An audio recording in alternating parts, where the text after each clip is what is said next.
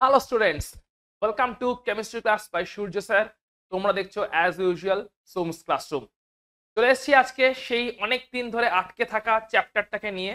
সেটা হচ্ছে পদার্থের কোলয়েডীয় অবস্থা, যেটা কিনা আমাদের তরল অবস্থার একটা সেকেন্ড পার্ট।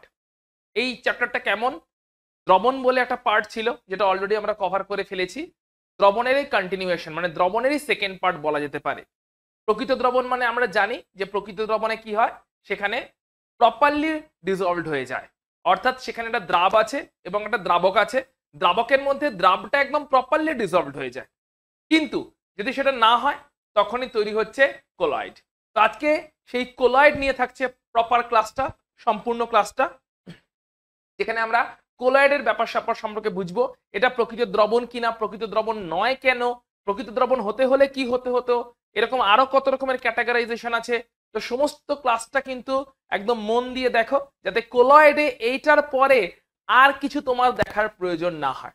ক্লাসটাকে ফলো করো। ক্লাসে যে সমস্ত পোর্শনগুলো আমি হাইলাইট করছি, সেই হাইলাইটেড পোর্শনগুলোতে জোর দাও। এর বাইরে এখান থেকে কোনো কোয়েশ্চেন্সই আসবে না। ক্লাসটাই তোমার কাছে এখানে সমস্ত কোয়েশ্চেন্সের ওয়ান শট হতে চলেছে। তাই আজকের ক্লাস তোমার কাছে এই কারণে গুরুত্বপূর্ণ যে বই না পড়ে, প্রথমবারের জন্য বলছি, বই না পড়ে খুব কুইকলি, বইটা পড়লে না কিন্তু খুব কুইকলি পুরো চ্যাপ্টারটাকে গ্রিপে আনতে হবে, হাতে সময়ও কম আছে। তাহলে এই অবস্থায় বইয়ের অল্টারনেটিভ হিসাবেই ভিডিওটা দিচ্ছি। এই ভিডিওটা দেখলে তোমার বই পড়ার প্রয়োজন পড়বে না। প্রথমবারের জন্য বলছি, আমি সবসময় তোমাদের টেক্সট বুক পড়তেই রেকমেন্ড করে থাকি, কিন্তু স্টিল যদি টেক্সট বুক পড়ার অতটা সময় না বের করে থাকতে পারো, তাহলে এই ভিডিওটা তোমার কাছে কিন্তু সেই লাইফ সেভিং ভিডিও হতে চলেছে। কারণ কোলার থেকে যেটুকুই কোয়েশ্চেন্স আসবে এই ভিডিও থেকে, এর বাইরে থেকে আর কিছু হবে না, এখান থেকেই উঠে যাবে। কারণ আমি সেই সমস্ত কনসেপ্টগুলোকে এবং সঙ্গে ইনফরমেশনগুলোকে ভিডিওতে এক জায়গায় এনেছি, যেটাকে তোমাকে সহজে আমি বুঝিয়ে দিচ্ছি। ক্লাসটাকে টোটালি ফলো করো, আর এর বাইরে কোলয়েডে কিছু নেই। তো তাহলে চলো শুরু করা যাক। কোলয়েড বলতে কি বুঝি এবং পুরো ব্যাপারটা অনেকটাই দ্রবণের মতন, অনেকটাই ব্যাপারটা দ্রবণের মতন। দ্রবণে একটা দ্রাব থাকে, একটা দ্রাবক থাকে। কোলয়েডে সেটাই হয়ে যায় অন্য নাম, একটাকে বলে বিস্তৃত দশা, একটাকে বলে বিস্তার মাধ্যম। তো বিস্তার মাধ্যমটা হচ্ছে অনেকটা দ্রবণের দ্রাবকের মতন। মানে আমরা এরকম বলতে পারি যে দ্রবণ যখন হতো, দ্রবণ মানে হতো দ্রাব প্লাস দ্রাবক। দ্রাবকের মধ্যে দ্রাব ডিজলভ হতো, তাই তো? দ্রাবটা ডিজলভ হতো দ্রাবকের মধ্যে, তখন তৈরি হতো প্রকৃত দ্রবণ। যখন কোলয়েড বলবো, কোলয়েড হতে এক ধরনের মিশ্রণ, কিন্তু সেটা কি প্রকৃত দ্রবণ? না, প্রকৃত দ্রবণ তো নয়। কোলয়েড হবে বিস্তৃত দশা, যেটা কিনা অনেকটা দ্রাবের মতন, প্লাস বিস্তার মাধ্যম, যেটা কিনা দ্রাবকের মতন। তাহলে কোন পদার্থ কোন পদার্থের মধ্যে থাকছে? বিস্তৃত দশা যে পদার্থগুলো, তারা বিস্তার মাধ্যমের মধ্যে মিশে থাকছে, গুলে থাকছে, দ্রবীভূত হয়ে থাকছে বলতে পারবো না, কারণ যদি দ্রবীভূত হয়েই যেত তাহলে তো দ্রবণ তৈরি হয়ে যেত। তাই দ্রবীভূত হয়ে থাকছে বলতে পারবো না, মিশে থাকছে বা ছড়িয়ে থাকছে, স্প্রেড হয়ে থাকছে। বিস্তৃত দশা যে কিনা ছড়িয়ে থাকে, বিস্তার মাধ্যম যার মধ্যে ছড়িয়ে থাকে। তাই বিস্তৃত দশা হচ্ছে একটা দ্রাবের মতন, দ্রাব তো নয় বাট দ্রাবের মতন। বিস্তৃত দশা এটা হচ্ছে একটা দ্রাবের মতন, দ্রাব নয় দ্রাবের মতন। আর বিস্তার মাধ্যম এটা হচ্ছে দ্রাবকের মতন। যে ছড়িয়ে আছে বিস্তৃত দশা, যার মধ্যে ছড়িয়ে আছে বিস্তার মাধ্যম। তো পদার্থের উপর ভিত্তি করে তিন রকম হতে পারে: প্রকৃত দ্রবণ, কোলয়েডীয় দ্রবণ এবং প্রলম্বন, সাসপেনশন। এই তিন রকমের মধ্যে মেন পার্থক্য কিসে? মেন পার্থক্য হচ্ছে পার্টিকেল কণার সাইজে। অনেকগুলো পার্থক্য আছে, কিন্তু পার্টিকেল কণার সাইজটা হচ্ছে সব থেকে গুরুত্বপূর্ণ পার্থক্য। তাই চলো এক ঝলকে একবার চোখ বুলিয়ে নিই, এদের মধ্যে মেন পয়েন্টগুলো কি কি বলছে। মেন পয়েন্টগুলোতে একবার কুইকলি চোখ বুলিয়ে নিই। যেরকম প্রকৃত দ্রবণ হচ্ছে সমসত্ব ও স্বচ্ছ। প্রকৃত দ্রবণ কেমন? ওটা হচ্ছে সমসত্ব এবং স্বচ্ছ। সেইখানে কোলায়েড গুলো কেমন? এরা অসমসত্ব এবং অস্বচ্ছ। প্রলম্বন হচ্ছে অসমসত্ব এবং অস্বচ্ছ। এইটা হচ্ছে ইম্পর্টেন্ট। প্রকৃত দ্রবণের দ্রাব কণাগুলো খুবই ছোট, 10⁻⁸ সেন্টিমিটারের থেকেও কম, 10⁻⁸ সেন্টিমিটারের থেকেও কম। কোলয়েডীয় দ্রবণের দ্রাব পদার্থগুলোর কণা, মানে বিস্তৃত দশা যেটা বলছি, তার কণা হচ্ছে 10⁻⁷ থেকে 10⁻⁴ সেন্টিমিটারের মধ্যে। কিন্তু প্রলম্বন তখনই হচ্ছে, সাসপেনশন তখনই হচ্ছে যখন অনেক বড় কণা চলে আসছে, 10⁻⁴ সেন্টিমিটারের থেকেও বেশি। তাহলে মেন পার্থক্য হচ্ছে কণার আকারে, এটা কিন্তু মেন কোয়েশ্চেন জোন কিন্তু এটাই। যদি প্রকৃত দ্রবণ হয়, প্রকৃত দ্রবণ হলে 10⁻⁸ সেন্টিমিটারের থেকেও ছোট কণা যদি প্রকৃত দ্রবণ হয়। যদি কোলয়েড হয় 10⁻⁷ থেকে 10⁻⁴ সেন্টিমিটারের মধ্যে হচ্ছে দ্রাবের কণা বা বিস্তৃত দশার কণা। আর সাসপেনশন যদি হয় তাহলে কণার সাইজ অনেক বড়, সেই জন্য সে গলেনি, সে প্রলম্বিত হয়ে আছে 10⁻⁴ সেন্টিমিটারের থেকে বড় কণা, তখন হচ্ছে সাসপেনশন বা প্রলম্বন। অনুবীক্ষণ ইলেকট্রন মাইক্রোস্কোপ দিয়েও দেখা যাবে না প্রকৃত দ্রবণে। কোলয়েডের ক্ষেত্রে অনুবীক্ষণ যন্ত্রের সাহায্যে দেখা যাবে এবং প্রলম্বনের ক্ষেত্রে খালি চোখেই দেখতে পাওয়া যাবে। একটা করে উদাহরণ দিয়ে দিই তাহলে এখানে ক্লিয়ার হয়ে যাবে। প্রকৃত দ্রবণকে নুনের জল, চিনির জল প্রকৃত দ্রবণ, কিন্তু কোলয়েডটাকে দুধ, চা এগুলো হচ্ছে কোলয়েড, যারা কিন্তু অসমসত্ব এবং অস্বচ্ছ। আর প্রলম্বনকে বালি মেশানো জল, কাদা মেশানো জল, এই যে বর্ষাকাল চলছে চারপাশে গাড্ডায় দেখতে পাচ্ছ একদম পুরো নোংরা জল ছেয়ে আছে, সব এগুলো প্রলম্বনের উদাহরণ হবে। কারণ এখানে বালি জল, কাদা জল, চকের গুঁড়োর সঙ্গে জল মিশিয়ে দেওয়া হয়েছে, যেখানে কণার সাইজ এতই বড়, গোলা তো অনেক দূরের কথা, প্রপারলি মিশতে টুকুও পারবে না, যেরকম কোলয়েডের মধ্যে অ্যাটলিস্ট মিশেটা যায়। সাইজ অনেক বড়, সেই জন্য বিভিন্ন ভ্যারিয়েশনস গুলো আসছে। তো সাইজ বড় হওয়ার জন্যই প্রলম্বনের কণা খালি চোখেও দেখা যেতে পারে, কোলয়েডের কণা অনুবীক্ষণ যন্ত্রের সাহায্যে দেখা যাবে, কিন্তু দ্রবণের কণা, দ্রবণের দ্রাব কণা কখনোই দেখা যাবে না। যেহেতু সাইজ খুব ছোট, তাই ফিল্টার পেপার, পার্চমেন্ট পেপার এগুলোর মধ্য দিয়ে পাস করে যেতে পারে, তাই না? ফিল্টার করে কি কোনোদিন চিনির জল থেকে চিনিকে আলাদা করা যায় না নুনের জল থেকে নুনকে আলাদা করা যায়? কিন্তু এখানে কোলয়েডে পার্চমেন্ট পেপারের মধ্যে দিয়ে পাস করতে পারবে না কণাগুলো। ফিল্টার পেপার থেকে ক্রস করে যাবে, কিন্তু পার্চমেন্ট পেপারে আটকে যাবে, কারণ পার্চমেন্ট পেপারে অনেক ক্ষুদ্র ক্ষুদ্র পোর্স থাকে, যেখানে আটকে যেতেই পারে কোলয়েডের কণাগুলো। আর প্রলম্বনের কণা সে তো সাধারণ ফিল্টার পেপারেই আটকে যাবে, নর্মাল ফিল্টার পেপারেই প্রলম্বনের কণাগুলো কিন্তু আটকে যাবে। তাহলে এগুলো হচ্ছে মেজর ডিফারেন্স, যেটাতে মেন কি পয়েন্ট কোনটা, সবটাই হচ্ছে আকারের জন্য। কোলয়েড তার মানে মধ্যবর্তী। কোলয়েডের ক্ষেত্রে বিস্তৃত দশা, যে গুলছে বা যে মিশছে, যাকে বিস্তৃত দশা বলছি, সে বেসিক্যালি মাঝামাঝি একটা আকার নিয়ে আছে, মাঝামাঝি আকৃতি। খুব ছোট হলে দ্রবণ হয়ে যেত এবং দ্রবণের ধর্ম দেখাতো, খুব বড় হয়ে গেলে প্রলম্বন হয়ে যেত এবং প্রলম্বনের মতন সাসপেনশনের মতন ধর্ম দেখাতো। মাঝামাঝি আছে তারাই হচ্ছে কোলয়েডের কণা, যারা কিনা কোলয়েডের কণাটা বিস্তার কোনো না কোনো বিস্তার মাধ্যমে বিস্তৃত হয়ে আছে। তাই কোলয়েড কণাগুলোই হচ্ছে বিস্তৃত দশা, আর সেটা কোনো না কোনো বিস্তার মাধ্যমে বিস্তৃত হয়ে মিশে আছে, দিয়ে কোলয়েড তৈরি করেছে। যেগুলো ধর্মগুলো আমরা দেখলাম, অসমসত্ব হবে, অস্বচ্ছ হবে, অনুবীক্ষণ যন্ত্রের সাহায্যে দেখতে পাওয়া যাবে না, ফিল্টার করে আলাদা করা যাবে না, থিতিয়ে পড়বে না, কখনোই থিতিয়ে পড়বে না, সেরকম বেশ কিছু আরো প্রপার্টি আছে।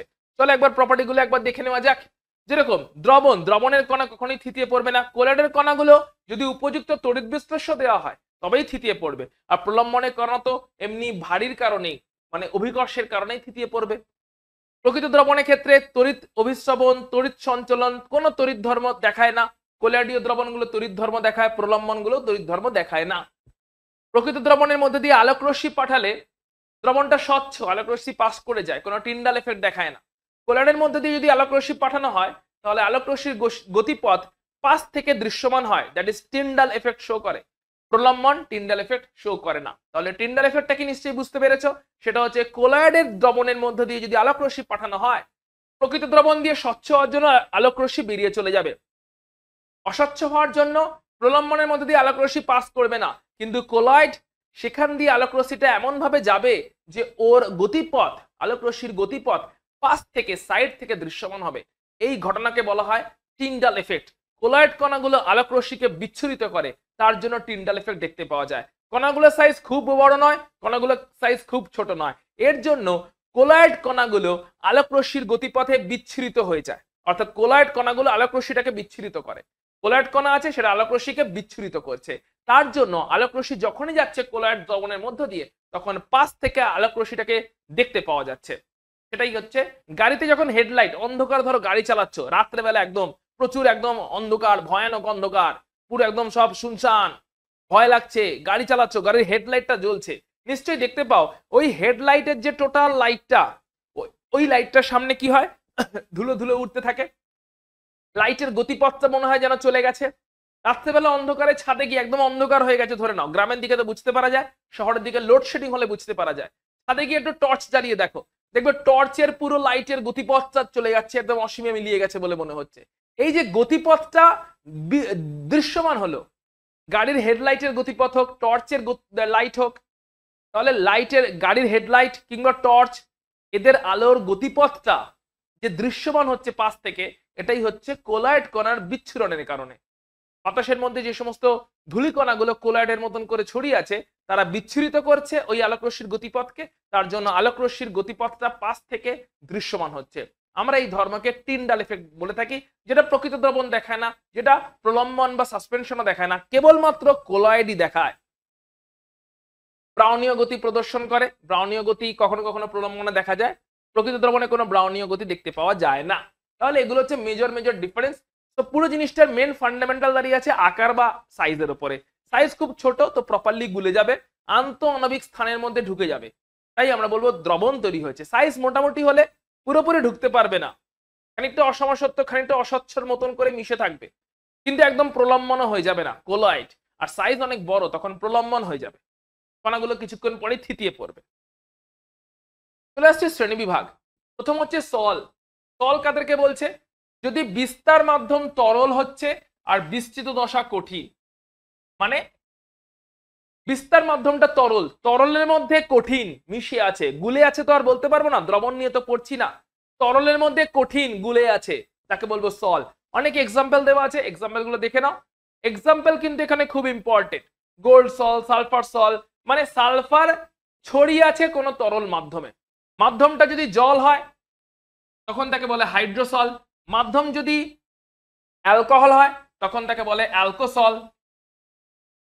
কোনো না কোনো তরল মাধ্যম, কোনো না কোনো তরল মাধ্যম, তরল মাধ্যমে ছড়িয়ে আছে কোনো কঠিন, সে তরল মাধ্যম জল হোক, অ্যালকোহল হোক, অ্যালকোসল, হাইড্রোসল, কোনো না কোনো কঠিন ছড়িয়ে আছে, গোল্ড সল, সালফার সল, আর্সেনিয়াস সালফাইডের সল, বিভিন্ন সল। উদাহরণ খুব ইম্পর্টেন্ট এখানে। তাহলে তরলের মধ্যে কঠিন, তাকে বলছি সল। একই রকম ভাবে এরোজল, এরোজল মানে বাতাসের মধ্যে কঠিন বা বাতাসের মানে গ্যাসের মধ্যে কঠিন বা গ্যাসের মধ্যে তরল, তাকে বলছি এরোজল। যেরকম কঠিন এরোসল, বাতাসের মধ্যে বিস্তার মাধ্যম হচ্ছে গ্যাস, বিস্তার মাধ্যম হচ্ছে গ্যাস, বাতাসের মধ্যে কঠিন, কঠিন এরোসল, বাতাসের মধ্যে তরল, তরল এরোসল। কঠিন এরোসল কি? ধোঁয়া। তরল এরোসলটা কি? কুয়াশা, মেঘ। উদাহরণ খুব ইম্পর্টেন্ট, তরল এরোসল হচ্ছে কুয়াশা বা মেঘ। এরোসল মানে কি? তাহলে বাতাস বা গ্যাস তার মধ্যে কঠিন, বা বাতাস বা গ্যাস তার মধ্যে তরল, এরোসল। জেল, জেল হচ্ছে কি? কঠিনের মধ্যে তরল, কঠিনের মধ্যে তরল, বিস্তৃত দশা হচ্ছে তরল, বিস্তার মাধ্যম হচ্ছে কঠিন, কঠিনের মধ্যে তরল, তাদেরকে আমরা বলছি জেল। জিলেটিন, আগার আগার, সাবুদানা, এদেরকে জলে ফোটালে সল উৎপন্ন হয়, কিন্তু ঠান্ডা করলে সল জমাট বেঁধে গিয়ে জেল উৎপন্ন করে। তাহলে এরা হচ্ছে জেল, অর্থাৎ কঠিনের মধ্যে তরল জেল, তরলের মধ্যে কঠিন সল। মনে রাখতে হবে, উদাহরণগুলো খেয়াল রাখতে হবে। দেখো খুবই সহজ চ্যাপ্টার, ইনফরমেশন মাথায় লোড করে দিচ্ছি, এক্ষুনি এক্ষুনি নিয়ে নেওয়ার চেষ্টা করো, একদম যাতে ট্যালি করে করে মাথায় পুরোটা বসে যায়। ইমালসান, দুটো অমিশ্রণীয় তরল যারা কোনোদিনই মিশবে না, জল তেল, তেল জল, ইমালসান কোনোদিনই মিশবে না, এরকম দুটো অমিশ্রণীয় তরল, অমিশ্রণীয় তরল, তারা হচ্ছে ইমালসান। দুধ, ফেস ক্রিম, মাখন উভয়ই তরল কিন্তু অমিশ্রণীয়। ফোম, ফোম কারা? যেখানে গ্যাসটা হচ্ছে ছড়িয়ে আছে, কঠিনের মধ্যে গ্যাস ছড়িয়ে আছে, কঠিন হচ্ছে মাধ্যম যার মধ্যে গ্যাস বিস্তৃত দশা ছড়িয়ে আছে, অথবা তরলের মধ্যে গ্যাস ছড়িয়ে আছে, মানে বিস্তৃত দশাটা হচ্ছে গ্যাস, তাদেরকে বলছি ফোম। অর্থাৎ বিস্তার মাধ্যম গ্যাস, তাদেরকে বলছি এরোজল, আর বিস্তৃত দশা গ্যাস, তাদেরকে বলছি ফোম। তাই বিস্তৃত দশা যদি গ্যাস হয়, যেটা কঠিনের মধ্যে গ্যাস ছড়িয়ে থাকতে পারে, কেক, অথবা তরল ফোম, ফেনা, সাবানের ফেনা, যেখানে তরলের মধ্যে গ্যাস ছড়িয়ে থাকতে পারে। তাহলে ছড়িয়ে যদি থাকে গ্যাস, ফোম, আর গ্যাসের মধ্যে ছড়িয়ে আছে, তখন হচ্ছে এরোজল। গ্যাসের মধ্যে কঠিন, গ্যাসের মধ্যে তরল, এরোজল।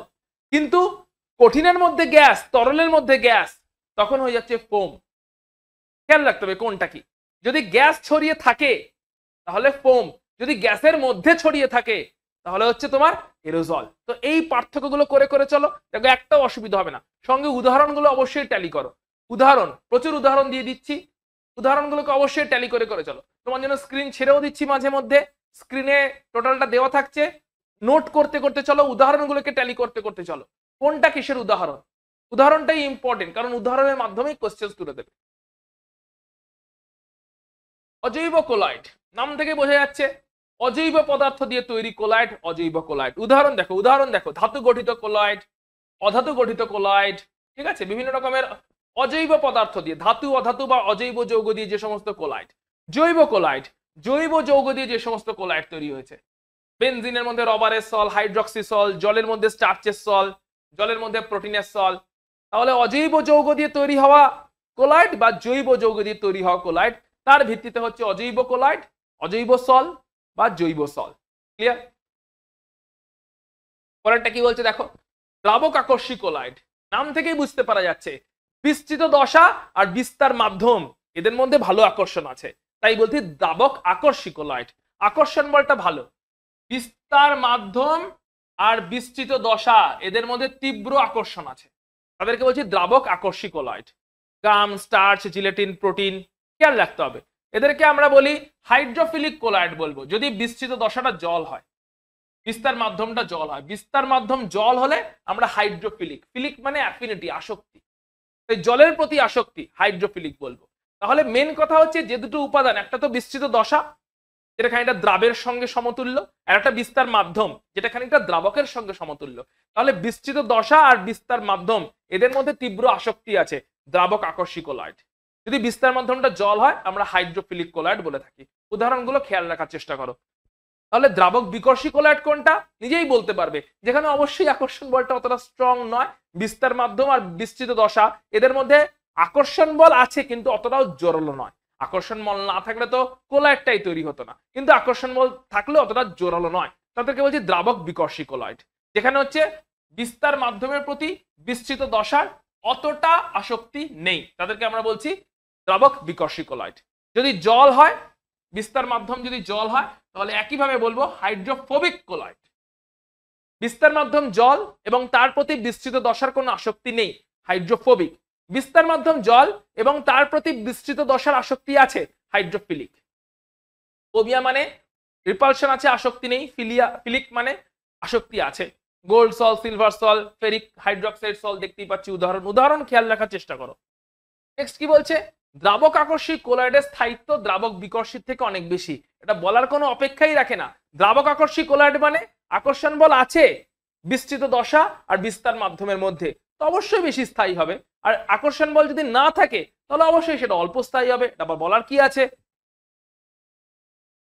দ্রাবক আকর্ষী কোলয়েড পরাবর্ত প্রকৃতির, কিন্তু দ্রাবক বিকর্ষী অপরাবর্ত, এটাও বলার কি আছে। ভালো করে দেখো পয়েন্টটা, দ্রাবক আকর্ষী মানে আকর্ষণ বল আছে, তাহলে যদি কোনোভাবে অধক্ষেপ করে দেওয়া হয়েছে, ধরে নাও কোলয়েড কণাটাকে অধক্ষেপ করে দেওয়া হয়েছে, তাহলে অধক্ষেপ হয়ে কোলয়েড কণা নিচে পড়ে গেছে, উপরের দিকে দ্রাবক যেটা বিস্তার মাধ্যম যেটা আলাদা হয়ে গেছে।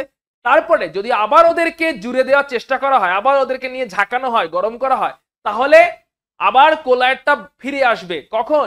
যদি দ্রাবক আকর্ষী কোলয়েড হয়, মানে কোলয়েডের বিস্তার মাধ্যম থেকে বিস্তৃত দশাকে আলাদা করা হয়েছে, অধক্ষেপ করে, তঞ্চন করে, বিভিন্ন পদ্ধতি আছে, আসবো আস্তে আস্তে।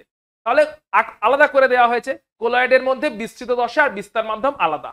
এবারে যদি বিস্তৃত দশা বিস্তার মাধ্যমকে আলাদা করে দেওয়ার পরে তাদেরকে আবার গরম করলে বা একসাথে মিশিয়ে ঝাঁকালে আবার কোলয়েড ফিরে পাই পরাবর্ত প্রকৃতির। কারা হবে সেটা? দ্রাবক আকর্ষী গুলো হবে, কারণ তারা তো আকর্ষণ আছে। তাই একবার আলাদা করলে কি হবে? জন্ম জন্মান্তরের টান তাদের মধ্যে, যতই আলাদা করে দাও তাদের টান একদম জন্ম জন্মান্তরের, সেই কারণে তারা কোনোদিনই আলাদা হবে না। আলাদা করার পরে আবার যদি ঝাঁকিয়ে দেওয়া হয়, গরম করে দেওয়া হয়, আবার কোলয়েড তৈরি করবে, কারণ তারা দ্রাবক আকর্ষী কোলয়েড, পরাবর্ত।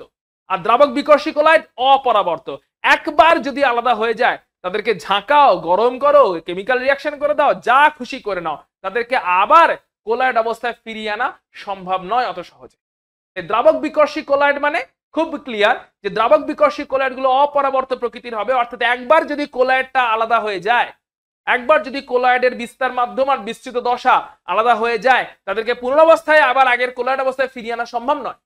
কিন্তু জন্ম জন্মান্তরের টান আছে যেখানে, সেই হচ্ছে দ্রাবক আকর্ষী কোলায়েড, যেখানে আলাদা হয়ে যাওয়ার পরে আবার ঝাঁকালে গরম করলে তার আবার আগের কোলায়েড অবস্থায় ফিরে আসতে পারে। এই দ্রাবক আকর্ষী কোলায়েড গুলো পরবর্তী প্রকৃতির, আগের অবস্থায় ফিরে আসতে পারে, কিন্তু দ্রাবক বিকর্ষী কোলায়েড গুলো আগের অবস্থায় ফিরে আসবে না একবার যদি আলাদা হয়ে যায় বিস্তার মাধ্যম আর বিস্তৃত দশা। এটা অপরবর্ত প্রকৃতির।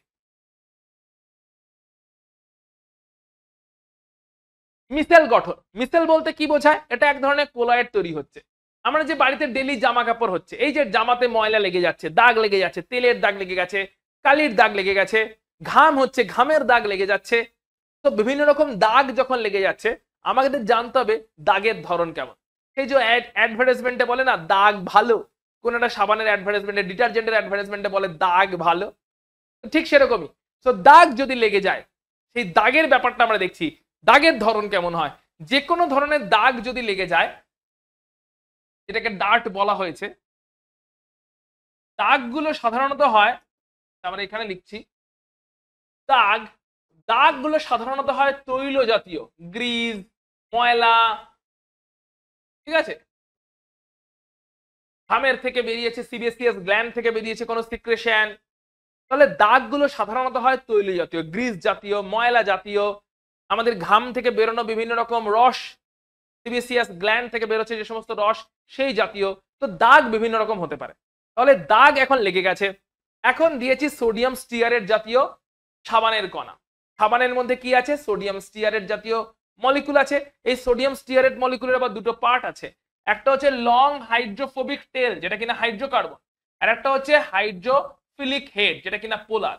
তাহলে পুরো কম্পাউন্ডের একটা পোলার পার্ট আছে যেটা কিনা হাইড্রোফিলিক মানে জলের প্রতি আকর্ষণ আছে, আর একটা হাইড্রোফোবিক মানে এই পুরো লম্বাটা যেটা হচ্ছে তোমার নন পোলার হাইড্রোকার্বন, নন পোলার হাইড্রোকার্বন যার জলের প্রতি আকর্ষণ নেই। তাহলে একটা সোডিয়াম স্টিয়ারেট, সাবানের মলিকুলের মধ্যে কি আছে? সাবানের মলিকুলের মধ্যে আছে সোডিয়াম স্টিয়ারেট। তাহলে সাবানের মলিকুল যার মধ্যে আছে কিনা সোডিয়াম স্টিয়ারেট, তার বৈশিষ্ট্য কি? দুটো পার্ট, একটা পোলার পার্ট, একটা নন পোলার পার্ট। পোলার পার্টটা ছোট্ট যেটাকে বলছি হাইড্রোফিলিক, জলের প্রতি আকর্ষী আছে, আর নন পোলার পার্টটা লম্বা একটা লেজের মতন যেটা হাইড্রোকার্বন পার্ট, যাকে বলছি দ্রাবক বিকর্ষী, যার জলের প্রতি আকর্ষণ নেই, হাইড্রোফোবিক, জলের প্রতি আকর্ষণ নেই। তাহলে পুরো একটা সাবানের মলিকুল দুটো পার্ট নিয়ে তৈরি হচ্ছে, একটা হাইড্রোফিলিক যেটা জলের প্রতি আকর্ষী আছে, একটা হাইড্রোফোবিকের লম্বা চেন যেটা জলের প্রতি বিকর্ষণ আছে, কারণ সেটা নন পোলার পার্ট। একটা পোলার একটা নন পোলার, পোলারটা হচ্ছে হাইড্রোফিলিক জলের প্রতি আকর্ষণ আছে, নন পোলারটা হচ্ছে হাইড্রোফোবিক জলের প্রতি আকর্ষণ নেই। এই অবস্থাতে এই সাবানের মলিকুলগুলো দিয়ে যখন গুলে দেওয়া হচ্ছে, কি হচ্ছে স্টেজ বাই স্টেজ দেখানোর চেষ্টা করেছি। এই হচ্ছে আমাদের ময়লা মলিকুলটা ছিল, এটা কিনা তৈল জাতীয় মলিকুল, তার চারপাশে এই সাবানের ময়লাগুলো এলো, সাবানের দানাগুলো এলো, সাবানের কণাগুলো এলো, সাবানের কণাগুলো আস্তে আস্তে টেনে টেনে টেনে হিঁচড়ে বের করলো, তারপরে এরকম একটা মিসেল তৈরি করলো, এবং দেখতে পাচ্ছি একটা মিসেল তৈরি হয়ে গেল, অর্থাৎ দানাটা ছড়িয়ে পুরো লেগেছিল, তাকে টেনে টেনে টেনে টেনে বের করলো সাবানের মলিকুলগুলো দিয়ে, ফাইনালি একটা মিসেল তৈরি করলো, এরকম একটা মিসেল তৈরি করলো। তো এটাকেই বলছি আমরা মিসেল। এবার এই মিসেলের গঠনটা আমরা বুঝবো যে কেমন করে মিসেলটা তৈরি হলো। দেখে নাও মিসেলের ফরমেশনটা কেমন। মাঝখানে হচ্ছে, এটা হচ্ছে তোমার ময়লা মলিকুলটা, ময়লার যেটা লেগে আছে ডার্ট, ময়লাটা এটা কিনা তৈল জাতীয় ময়লা। ক্লিয়ারলি দেখতে পাচ্ছি সাবানের মলিকুলের দুটো পার্ট, সাবানের মলিকুলের এইটা হচ্ছে পোলার পার্টটা যেটা একটা মাথার মতন দেখতে পাচ্ছি, আর এইটা লেজটা হচ্ছে নন পোলার পার্টটা। তাহলে নন পোলার হাইড্রোকার্বন পার্টটা তেল মলিকুলটার সঙ্গে, তেলের সঙ্গে কম্বাইন করছে। নন পোলার যে হাইড্রোকার্বন পার্টটা আছে, নন পোলার যে লেজের মতন টেলটা আছে, নন পোলার হাইড্রোকার্বন যে টেলটা আছে, সেটা নোংরা যে মলিকুলটা আছে মানে ডার্ট তেল জাতীয় যে মলিকুলটা লেগে আছে তার সঙ্গে যুক্ত হচ্ছে, কম্বাইন করছে। এবার এই পুরো জিনিসটা চারপাশ থেকে সমস্ত কটা মলিকুল মানে সাবানের সবকটা মলিকুলের যতগুলো মলিকুল আছে সাবানের, তারা সবাই মিলে ঘিরে ধরছে ওই তেলের মলিকুলটাকে। কোন দিকটা দিয়ে ঘিরে ধরছে? সাবানের মলিকুলের দুটো দিক আছে, একটা পোলার দিক যেটা জল আকর্ষী, একটা নন পোলার দিক যেটা জল বিকর্ষী। তাহলে নন পোলার দিকটা কিন্তু তেলের মলিকুলটাকে গিয়ে আটকাচ্ছে, পোলার দিকটা নয়, পোলার দিকটা কিন্তু জলের মধ্যেই রয়ে গেছে। এবারে যখন নন পোলার দিকটা তেল মলিকুলগুলোর সঙ্গে তেলের যে দাগটা ছিল তার সঙ্গে ভালো করে আটকে গেল, তেল নোংরা ময়লা যাই আছে না কেন সেই দাগের সঙ্গে ভালোভাবে বন্ধন তৈরি হয়ে গেল, তখন আস্তে আস্তে ওই তেলের মলিকুলটা জামাটাকে ছেড়ে দিল, এবং সেটা জয়েন করে গেল কাকে, ওই নন পোলার হাইড্রোকার্বনের সঙ্গে জয়েন করে গেল। নন পোলার হাইড্রোকার্বন গুলো ওই তেলের মলিকুলটাকে একদম চারপাশ থেকে সুন্দরভাবে ইউনিফর্মলি ঘিরে ধরে তৈরি করলো মিথেল। এবারে এই পোলার যে জলীয় জল আকর্ষী পার্টটা আছে ওইটা আস্তে আস্তে জলের দিকে চলে গেল এবং ওর সঙ্গে সঙ্গে নন পোলার পার্টটাও গেল, আর নন পোলার পার্টের সঙ্গে সঙ্গে ওর গায়ে লেগে থাকা ওই ময়লা দাগ তৈল জাতীয় পদার্থ সেটাও আস্তে আস্তে জলের দিকেই চলে গেল। তার মানে দাগটা জামা থেকে বেরিয়ে গেল, জলের দিকে চলে গেল। তাহলে গল্পটা খুবই সোজা, দাগটা লেগেছিল জামায় যেটা কিনা তৈল জাতীয়, তার চারপাশে এসে ঘিরে ধরলো নন পোলার হাইড্রোকার্বন পার্টটা যেটা সাবান থেকে এলো, দিয়ে স্ট্রং বন্ধন তৈরি করলো চারপাশ থেকে। ইউনিফর্ম হইতে বিভিন্ন সাবানের মলিকুল এসে স্ট্রং বন্ধন তৈরি করলো ওই তেলের দাগের সঙ্গে, দিয়ে দাগটাকে আস্তে করে বন্ধন তৈরির মাধ্যমে আলগা করে দিল, জামার সঙ্গে বন্ধনটা আলগা হয়ে গেল। এই অবস্থায় পোলার পার্টটা আস্তে আস্তে জলের দিকে ফ্লো করতে শুরু করলো, সঙ্গে সঙ্গে নন পোলার পার্টটাও জলের দিকে ফ্লো করতে শুরু করলো, আর নন পোলার পার্টটা তো ধরে রেখেছে অয়েল মলিকুলটাকে, তাই নন পোলার পার্টও জলের দিকে ফ্লো করতে শুরু করলো এবং জামা থেকে আলাদা হয়ে গেল। তাহলে যে মোমেন্টে ডার্টটা জামা থেকে আলাদা হয়ে গেল আমরা বললাম পরিষ্কার হয়ে গেল। তো গল্পটা কিন্তু খুবই ইজি, মিসেল ফরমেশনের মাধ্যমে সাবানের দিয়ে সাবানের কার্যকারিতা কেমন করে তাকে আলাদা করে সাবানটা ক্লিন করতে হেল্প করে। ময়লা মলিকুল আছে, ময়লা মলিকুলকে সাবানের নন পোলার হাইড্রোকার্বনটা অ্যাটাচ করছে, জামা থেকে তুলে নিচ্ছে, পোলারটা জলের দিকে যাচ্ছে, পোলার পার্টটা জলের দিকে যাচ্ছে, নন পোলার এবং তার সঙ্গে লেগে থাকা তেলের মলিকুলকে নিয়ে জলের দিকে চলে যাচ্ছে। এই হচ্ছে টোটাল স্টোরি। এই অবস্থাতে মাঝখানে একটা এরকম মিসেল তৈরি করছে, যেখানে ময়লা যে মলিকুলটা আছে, ময়লাটা যেটা লেগে আছে, যেটা কিনা ডার্ট তৈল জাতীয় পদার্থ, তার চারপাশে সাবানের মলিকুলগুলো একদম ইউনিফর্ম একটা স্ফিয়ার তৈরি করছে, যেটাকে আমরা বলছি মিসেল। যে স্ফিয়ারে নন পোলার হাইড্রোকার্বন পার্টটা ওই অয়েল বা দাগের সঙ্গে লেগে আছে, আর পোলার পার্টটা জলের মধ্যে ছড়িয়ে আছে।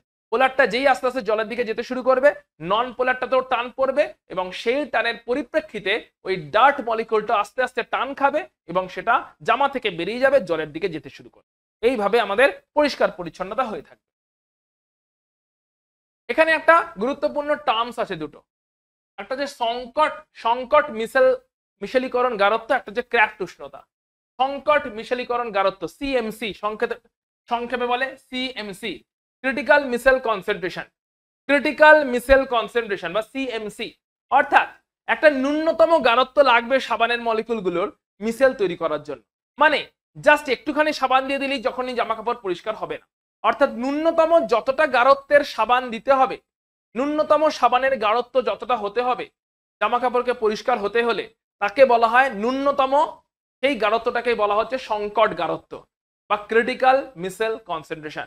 মানে একটা এফেক্টিভ মিসেল তৈরি হতে গেলে, মিসেল তৈরি হবে তবে তো গিয়ে অয়েল মলিকুলটার চারপাশে সবাই ঘিরে ধরবে, তাকে টেনে তুলবে এবং পোলার মলিকুলগুলো, পোলার গ্রুপটা যখনই জলের দিকে চলে যাবে তখনই তার সঙ্গে এই অয়েল মলিকুলটাও চলে যাবে। এই তো হচ্ছে যে অয়েল মলিকুলটা লেগে আছে, তাকে ঘিরে ধরছে চারপাশ থেকে হাইড্রোকার্বন নন পোলার পার্টটা, ওদিকে পোলার পার্টটা আস্তে আস্তে জলের দিকে যাচ্ছে, আর হাইড্রোকার্বন পার্টটাও তাকে টেনে নিয়ে, অয়েল মলিকুলটাকে টেনে নিয়ে জামা থেকে আলাদা করে জলের দিকে চলে যাচ্ছে। এই পুরো গল্পটা হতে গেলে তো মিসেলটা এফেক্টিভলি তৈরি হতে হবে। এফেক্টিভলি মিসেল তৈরি হতে গেলে সাবানের ন্যূনতম একটা ঘনত্ব লাগবে বা গাঢ়ত্ব লাগবে। তো সাবানের মিনিমাম একটা পরিমাণ সাবান দিতে হবে। তো ন্যূনতম যতটা পরিমাণ সাবান দিলে, একটা এফেক্টিভ মিসেল তৈরি হবে, সেই গাঢ়ত্বকে বলা হচ্ছে ক্রিটিক্যাল মিসেল কনসেন্ট্রেশন বা সিএমসি। এবং তার জন্য ন্যূনতম যে উষ্ণতা প্রয়োজন তাকে বলা হচ্ছে ক্র্যাফট উষ্ণতা। অর্থাৎ মিসেল গঠন করতে গেলে সর্বনিম্ন যে উষ্ণতাটা প্রয়োজন, যে উষ্ণতার নিচে মিসেল তৈরি হবে না, সর্বনিম্ন যে উষ্ণতা প্রয়োজন মিসেল গঠন করার জন্য তাকেই বলা হচ্ছে ক্র্যাফট উষ্ণতা। আর ওই উষ্ণতাতে সাবানের গাঢ়ত্ব যতটা হয় প্রয়োজন তাকে বলা হচ্ছে সিএমসি। মিসেল তৈরি হতে গেলে সর্বনিম্ন যে উষ্ণতা প্রয়োজন তাকে বলছে ক্র্যাফট উষ্ণতা, আর ওই উষ্ণতাতে সাবানের ন্যূনতম গাঢ়ত্ব যেটা প্রয়োজন এফেক্টিভ মিসেল তৈরি হতে গেলে তাকেই বলা হচ্ছে সিএমসি বা ক্রিটিক্যাল মিসেল কনসেন্ট্রেশন। চলে আসছি ইমালশন। ইমালশন কি বলেছিলাম?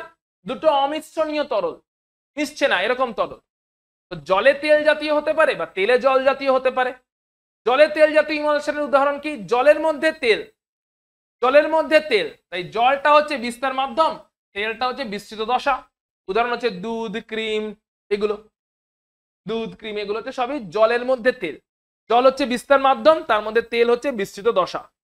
উল্টোটা হতে পারে, তেলের মধ্যে জল, তেল হচ্ছে বিস্তার মাধ্যম, জল হচ্ছে তার মধ্যে বিস্তৃত দশা। তেলের মধ্যে জল, জল হচ্ছে বিস্তৃত দশা আর তার মধ্যে হচ্ছে তেল হচ্ছে বিস্তার মাধ্যম। এর উদাহরণ কি? মাখন, cold cream, margarine.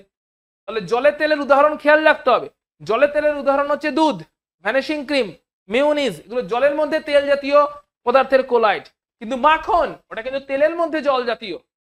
Cod liver oil, cold cream, এগুলো সবই হচ্ছে তেলের মধ্যে জল জাতীয় ইমালশন, যারা কিনা প্রপার মিশবে না, অমিশ্রণীয় তরল। তেলে জল বা জলে তেল, তেলে জল জলে তেল, কোনটা হবে কোনটা হবে? এদের মধ্যে কিছু পার্থক্য আছে। যেরকম জলে তেল যেটা, সেখানে জল অ্যাড করলে কোনো আলাদা স্তর তৈরি হবে না। কিন্তু তেলে জল যেটা, ওখানে জল অ্যাড করলে তেল আর জলের আলাদা স্তর হয়ে যাবে। জলে তেল তার তড়িৎ পরিবাহিতা বেশি, তেলে জল তার তড়িৎ পরিবাহিতা কম। জলে তেল ইমালশন, সেখানে এমন যদি কোনো রঞ্জক অ্যাড করা হয় যেটা কিনা তেলে দ্রাব্য রঞ্জক, যেহেতু জলের মধ্যে তেলের ইমালশন, তাই রঞ্জকটা রঙিন বিন্দু আকারে ছড়িয়ে থাকবে। আর ওই একই রঞ্জক, তেলে দ্রাব্য রঞ্জককে যদি তেলে জল এরকম ইমালশনে অ্যাড করা হয়, তাহলে তেলটা যেহেতু বিস্তার মাধ্যম সব জায়গায় ছড়িয়ে আছে, এই রঞ্জকটাও সব জায়গায় ছড়িয়ে গিয়ে কোলয়েডটাকে পুরোপুরি রঙিন করে দেবে। তাহলে এই পার্থক্যের মাধ্যমে আমরা বুঝতে পারছি যে জলে তেল এবং তেলে জল ইমালশনগুলোর মধ্যে পার্থক্য কি, বা সেটা কিভাবে আমরা করতে পারি। খুবই সোজা চ্যাপ্টার, দেখো খুবই তাড়াতাড়ি হয়ে যাচ্ছে আমাদের, একটা স্লাইড কত ফাস্ট এগিয়ে যাচ্ছে এবং আমরা কত তাড়াতাড়ি পুরো চ্যাপ্টারটাকে কভার করে ফেলছি। ইমালশন কারক মানে কি? এমন কিছু পদার্থ যারা এই যে ইমালশনটা তৈরি হলো, তেলে জল বা জলে তেল, নাম শুনে কিরকম লাগছে, তেলে জল জলে তেল। তো এই যে জলে তেল বা তেলে জল যেমন ইমালশন তৈরি হোক না কেন, তার স্থায়িত্ব বাড়ানোর জন্য যে সমস্ত পদার্থ অ্যাড করা হবে তাদেরকে বলা হচ্ছে ইমালশন কারক। এদের মেকানিজমটা কেমন, এরা কেমন করে কাজ করে সেটা আমরা দেখে নেওয়া যাক। উদাহরণ দেখে নাও, সাবান ও ডিটারজেন্ট জাতীয় পদার্থ, দীর্ঘ হাইড্রোকার্বন শৃঙ্খলযুক্ত সালফোনিক অ্যাসিড, দ্রাবক আকর্ষী কোলয়েড, জিলেটিন, অ্যালবুমিন, এগুলো হচ্ছে ইমালশন কারক রূপে কাজ করে। কিছু কঠিন পাউডার আছে যেরাও ইমালশন কারক রূপে কাজ করে, মানে এরা ইমালশন করতে হেল্প করে।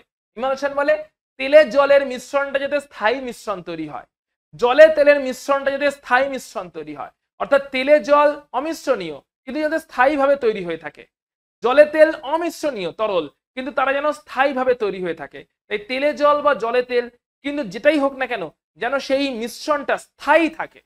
অমিশ্রণীয় মেশেনি ভালো করে, কিন্তু মেশেনি ভালো করে এই অবস্থাটা যেন স্থায়ী হয়, ভালো করে মেশেনি এই অবস্থাটাও যেন স্থায়ী হয়, তার জন্য নিয়ে আসা হচ্ছে ইমালশন কারক বলে কিছু এজেন্টকে। এরা কেমন করে ফাংশন করে দেখে নি।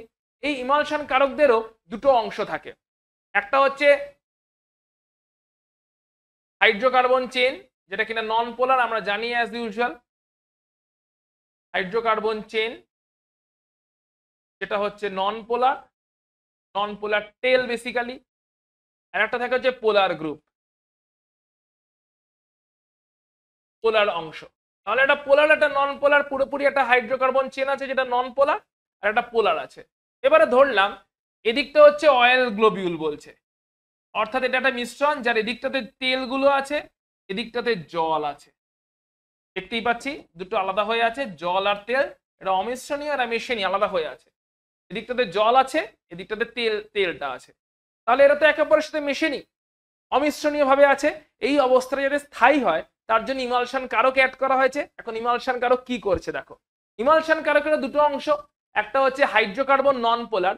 হাইড্রোকার্বন নন পোলার পার্টটা ইমালশন কারক মলিকুলগুলো কি করছে, তার যে হাইড্রোকার্বন নন পোলার পার্টটা সেটাকে তেলের মধ্যে চালিয়ে দিচ্ছে, আর যে পোলার পার্টটা ওটাকে জলের মধ্যে চালিয়ে দিচ্ছে।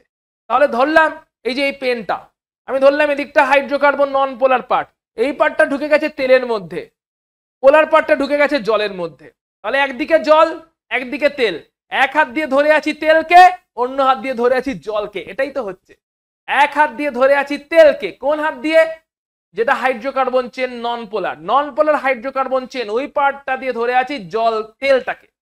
আর পোলার পার্ট যেটা জল পোলার, মলিকুলটা তো পোলার আছে, পোলার পার্টটা দিয়ে ধরে আছি জলকে। দিয়ে জল আর তেলকে দুদিক থেকে টেনে ধরে রেখে দিয়েছি বাহুবলীর মতন।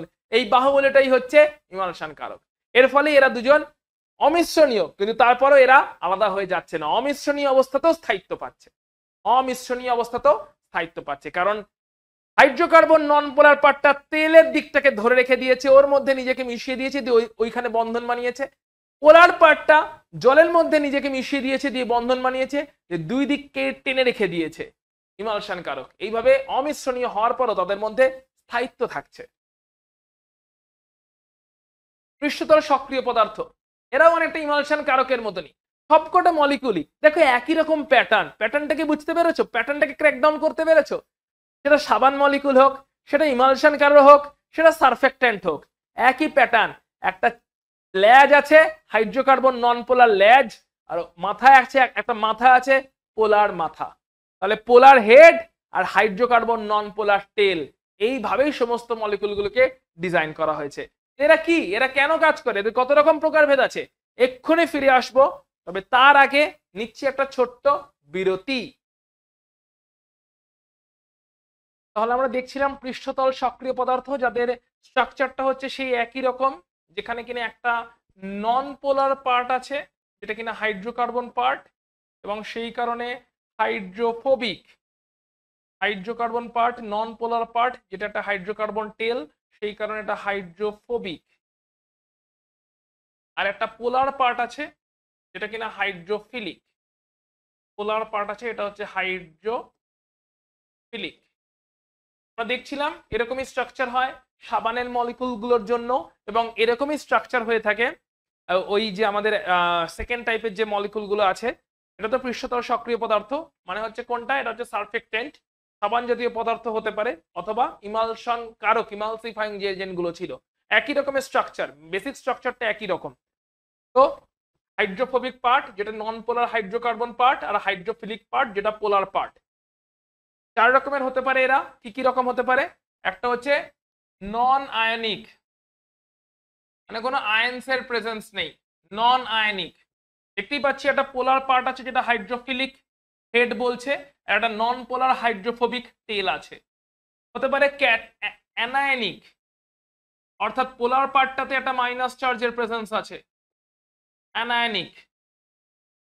হতে পারে ক্যাটায়নিক, পোলার পার্টটাতে একটা প্লাস চার্জের প্রেজেন্স আছে। হতে পারে অ্যামফোটেরিক, অর্থাৎ পোলার পার্টে প্লাস মাইনাস দুরকম চার্জেরই প্রেজেন্স আছে, অ্যামফোটেরিক। তার মানে এই সারফেক্টেন্ট গুলো 4 রকমের মোট হতে পারছে। প্রত্যেক কটা সারফেক্টেন্টের আছে হচ্ছে একটা হাইড্রোফিলিক হেড যেটা কিনা পোলার পার্ট, একটা হাইড্রোফোবিক টেল, হাইড্রোফিলিক হেড পোলার পার্ট, হাইড্রোফোবিক টেল যেটা কিনা নন পোলার পার্ট। এবারে ডিপেন্ডিং অন দা চার্জেস হতে পারে নন আয়নিক, কোনো আয়ন নেই, হতে পারে পোলার পার্টে আয়নস আছে, ক্যাটায়ন বা অ্যানায়ন, হতে পারে দুটো আয়নই আছে, অ্যামফোটেরিক। 3-4 রকমের হতে পারে। তো চলো প্রত্যেকটার একটা করে এক্সাম্পল দেখে নি। যেরকম অ্যানায়নিক যদি হয়, দেখো সোডিয়াম স্টিয়ারেট, এটা হচ্ছে একটা অ্যানায়নিক সারফেক্টেন্ট, যেখানে ক্লিয়ারলি দেখতে পাচ্ছি এটা হচ্ছে তোমার হাইড্রোফোবিক টেল, আর এই পার্টটা হচ্ছে হাইড্রোফিলিক হেড। হাইড্রোফিলিক হেড এটা কিনা পোলার, আর এটা হচ্ছে হাইড্রোফোবিক টেল যেটা কিনা নন পোলার। সোডিয়াম স্টিয়ারেট, হাইড্রোফোবিক টেল আর হাইড্রোফিলিক হেড। হাইড্রোফিলিক হেডটা হচ্ছে পোলার, আর হাইড্রোফোবিক টেলটা হচ্ছে নন পোলার। সিমিলারলি ক্যাটায়নিক হতে পারে, এখানে দেখতে পাচ্ছি ক্লিয়ারলি এটা হচ্ছে হাইড্রোফোবিক, আর এই পার্টটা হচ্ছে হাইড্রোফিলিক। হচ্ছে পোলার হাইড্রোফিলিক হেড, এটা হচ্ছে নন পোলার হাইড্রোফোবিক টেল। পোলার হাইড্রোফিলিক হেড, নন পোলার হাইড্রোফোবিক টেল। একটা টেল আছে, একটা হেড আছে, হেড পার্টটা পোলার, টেল পার্টটা নন পোলার। ক্যাটায়নিক চার্জ আছে তাই ক্যাটায়নিক।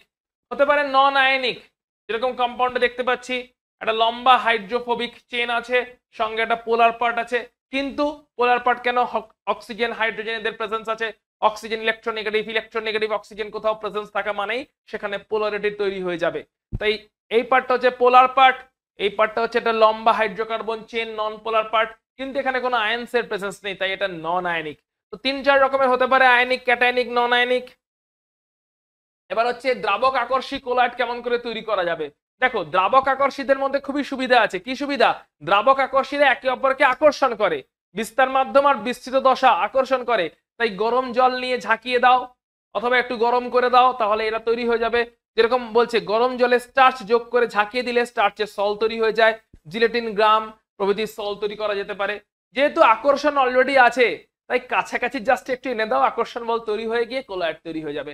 আকর্ষণ না থাকলে ঝামেলা আছে, বাট আকর্ষণ যেখানে অলরেডি এক্সিস্ট করছে, যেখানে অলরেডি আকর্ষণটা আছে, বিস্তৃত দশা আর বিস্তার মাধ্যম, দশা এবং মাধ্যমের মধ্যে অলরেডি আকর্ষণ আছে, জাস্ট ওদের মিশিয়ে দাও, ঝাঁকিয়ে দাও, একটু গরম করে দাও, তাহলেই কোলায়েডটা তৈরি হয়ে যাবে। প্রবলেম তো বিকর্ষীদের নিয়ে, তাহলে দেখা যাক বিকর্ষীদের নিয়ে কেমন করে কেমন করে আমরা কোলায়েড তৈরি করতে পারি। দুটো পদ্ধতি আছে, একটা হচ্ছে বিভাজন পদ্ধতি আর একটা হচ্ছে ঘনীভবন পদ্ধতি। বিভাজন পদ্ধতির মেন ফান্ডামেন্টাল প্রিন্সিপালটা কি? বড় চূর্ণকে বিস্তৃত দশার কোলয়েডের যে বড় কণাগুলো আছে তাদেরকে চূর্ণ করে কোলয়েড কণার আকারে পরিণত করা হচ্ছে, বড় কণাকে চূর্ণ করা হচ্ছে, দিয়ে কোলয়েডের মতন ছোট ছোট কণা তৈরি করা হচ্ছে। তার মানে কোন একটা ধরো বড় অধক্ষেপ তৈরি হয়েছে, বড় কণা তৈরি হয়েছে, অধক্ষেপ তৈরি হয়েছে, ওই অধক্ষেপের কণাগুলোকে চূর্ণ চূর্ণ করে কোলয়েড কণায় কনভার্ট করা হচ্ছে। এটা হচ্ছে বিভাজন পদ্ধতি। দেখা যাক অধক্ষেপকে কি করে করা হয়। পেপটাইজেশন, অপলয়ন বা পেপটাইজেশন, অপলয়ন বা পেপটাইজেশন কেমন করে বড় অধক্ষেপকে করা হয় দেখো। বলছে ফেরিক হাইড্রোক্সাইডের ধরো অধক্ষেপ করেছে, ফেরিক হাইড্রোক্সাইডের অধক্ষেপ করেছে, আমরা ইকুয়েশনটা দেখে নিই তাহলে ক্লিয়ার হয়ে যাবে। ফেরিক হাইড্রোক্সাইডের অধক্ষেপ করেছে, তার উপরে একটা তড়িৎ বিশ্লেষ্য দেওয়া হয়েছে FeCl3, যেখান থেকে Fe3+ তৈরি হচ্ছে। কি দেওয়া হয়েছে? একটা তড়িৎ বিশ্লেষ্য দেওয়া হয়েছে FeCl3, যেখান থেকে Fe3+ তৈরি হচ্ছে। তাহলে Fe3+ কি করছে? এই এই অধক্ষেপের যে কণাটা, বড় কণা দেখতেই পাচ্ছি, বড় কণা অধক্ষেপের কণা দিয়েছি তড়িৎ বিশ্লেষ্য FeCl3, তৈরি হচ্ছে Fe3+। তাহলে এই অধক্ষেপটা এই Fe3+ আয়নগুলোকে বর্ণাত্মক ভাবে শোষণ করছে। এমন ভাবে বর্ণাত্মক ভাবে অধিশোষণ করছে, মানে নিজের চারপাশে জড়ো করছে, কিন্তু বর্ণাত্মক ভাবে, সিলেক্টিভলি বর্ণাত্মক অধিশোষণ হচ্ছে এখানে। সিলেক্টিভলি এই ক্যাটায়ন গুলো এই বড় কণাটার চারপাশে জমছে। তাহলে বড় কণাটার চারপাশে যখন এই ক্যাটায়নে প্লাস চার্জ জমছে, একটা কণা অন্য কণাকে সমচার্জ হওয়ার জন্য রিপালশন করছে, তার ফলে বড় কণাটা ছোট ছোট কণায়, কোলয়েড কণায় ভেঙে যাচ্ছে। কারণ প্রত্যেকটা ছোট কণার চারপাশে Fe3+ চার্জের অ্যাকুমুলেশন হয়ে গেছে, প্রত্যেকটা ছোট কোলয়েড কণার চারপাশে Fe3+ চার্জের অ্যাকুমুলেশন হয়ে গেছে, প্লাস চার্জ চলে এসছে প্রত্যেক কটা কণাতে, কণাগুলোতে প্লাস চার্জ Fe3+ চলে আসার জন্য তারা একে অপরকে বিকর্ষণ করছে, সেই কারণে বড় কণা ভেঙে টুকরো হয়ে গিয়ে ছোট কণা তৈরি করছে। তো ক্লিয়ারলি দেখতে পেলাম কোন একটা বড় অধক্ষেপের কণা যেগুলো আছে, অধক্ষেপ তৈরি হয়েছে যেখানে বড় কণা আছে, অধক্ষেপ মানে হচ্ছে বড় বড় কণা আছে। তো বড় বড় কণার অধক্ষেপ তৈরি হয়েছিল, সেখানে দিলাম তড়িৎ বিশ্লেষ্য, সুইটেবল তড়িৎ বিশ্লেষ্য দিলাম। তাহলে বড় বড় কণার যে অধক্ষেপ তৈরি হয়েছিল সেইখানে যেই তড়িৎ বিশ্লেষ্য দিলাম তার চার্জটাকে সিলেক্টিভলি, তড়িৎ বিশ্লেষ্য দিয়েছি মানে ক্যাটায়নও আছে অ্যানায়নও আছে, Fe3+ ছিল, আবার ক্লোরাইড অ্যানায়ন গুলোও ছিল, বাট ক্লোরাইড অ্যানায়ন গুলোকে কিন্তু অধিশোষণ করলো না বর্ণাত্মক ভাবে, মানে সিলেক্টিভলি খালি Fe3+ ক্যাটায়নটাকেই ওই অধক্ষেপের বড় বড় কণাগুলো নিজের চারপাশে অধিশোষণ করলো, নিজের সারফেসের চারপাশে জড়ো করলো। অধিশোষণ মানে সারফেসের মধ্যে জড়ো করলো, সারফেসের গায়েতে চিপকে নিল, ভেতরে ভেতরে শোষণ করলো না, অধিশোষণ মানে সারফেসের গায়েতেই রেখে দিল। তাই বড় বড় অধক্ষেপ কণাগুলো কি করলো? Fe3+ এই ক্যাটায়নটাকে বর্ণাত্মক ভাবে অধিশোষণ করলো, মানে সিলেক্টিভলি নিজের চারপাশে, নিজের সারফেসের চারপাশে চিপকে দিল। তার ফলে বড় কণাগুলোর মধ্যে রিপালশন শুরু হয়ে গেল, কারণ চারপাশে সবারই Fe3+ ক্যাটায়ন পজিটিভ চার্জ চলে আসছে, পজিটিভ চার্জ একে অপরকে বিকর্ষণ করতে শুরু করে দিল। তার ফলে আস্তে আস্তে বিকর্ষণের কারণে বড় কণা ভেঙে টুকরো টুকরো ছোট কণা হয়ে গিয়ে কোলয়েড কণায় কনভার্ট হয়ে গেল। FeOH প্রসেসটা কি হলো? FeOH প্রসেসটা এবার একবার দেখে নি, ইকুয়েশন তো দেখলাম, প্রসেসটা একবার দেখে নি। বলছে সদ্য প্রস্তুত ফেরিক হাইড্রোক্সাইড অধক্ষেপ, তাকে ভালো করে জল দিয়ে ধুয়ে নিয়ে তাতে জল ও অল্প পরিমাণ তড়িৎ বিশ্লেষ্য FeCl3 যদি অ্যাড করিয়ে ঝাঁকিয়ে দেওয়া হয়, তাহলে সল পাওয়া যাচ্ছে, বাদামি বর্ণের ফেরিক হাইড্রোক্সাইডের সল পাওয়া যাচ্ছে। যেখানে জল দিয়ে যখনই ঝাঁকিয়ে দেওয়া হয়েছে, তখনই এই বড় বড় কণাগুলো কি করেছে? চারপাশে Fe3+ আয়নের অ্যাকুমুলেশন করিয়েছে, তার ফলে সমচার্জ গুলো একে অপরকে বিকর্ষণ করার জন্য বড় কণা ভেঙে টুকরো হয়ে ছোট কণায় পরিণত হয়েছে। জল হচ্ছে বিস্তার মাধ্যম, তার মধ্যে ছোট ছোট কণা হিসাবে FeOH3 এর এই যে ফেরিক হাইড্রোক্সাইড তার সল কণাগুলো তৈরি হয়েছে, তৈরি হয়ে গেছে আমাদের দ্রাবক বিকর্ষী একটা সল, দ্রাবক বিকর্ষী কোলয়েড সল। যেখানে অধক্ষেপটা টুকরো হয়ে গেল, টুকরো হতে হেল্প করলো কে?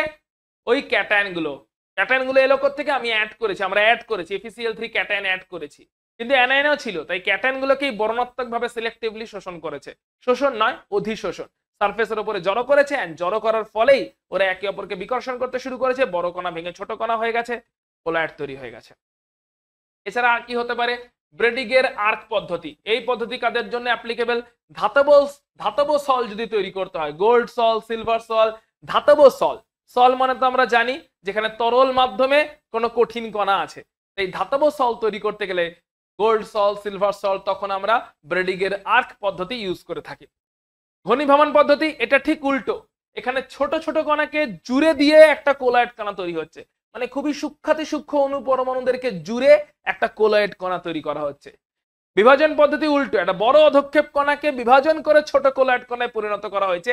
এখানে ঘনীভবন পদ্ধতিতে ছোট ছোট অণু পরমাণু, ছোট ছোট অণু বা পরমাণুকে জোটবদ্ধ করা হচ্ছে, ঠিক আছে, অণু পরমাণু বা সূক্ষ্ম কণা সমূহকে জোটবদ্ধ করা হচ্ছে, দিয়ে কোলয়েড কণায় রূপান্তরিত করা হচ্ছে। দেখা যাক ঘনীভবন পদ্ধতির মধ্যে কিছু আছে ভৌত, কিছু আছে রাসায়নিক। চলে আসছি প্রথমে ভৌত পদ্ধতি, দ্রাবক বিনিময় পদ্ধতি। দ্রাবকের বিনিময় হচ্ছে, উদাহরণটা দেখো, সালফার অ্যালকোহলে দ্রবীভূত হয়, সালফার অ্যালকোহলে দ্রবীভূত হয়ে প্রকৃত দ্রবণ তৈরি করে।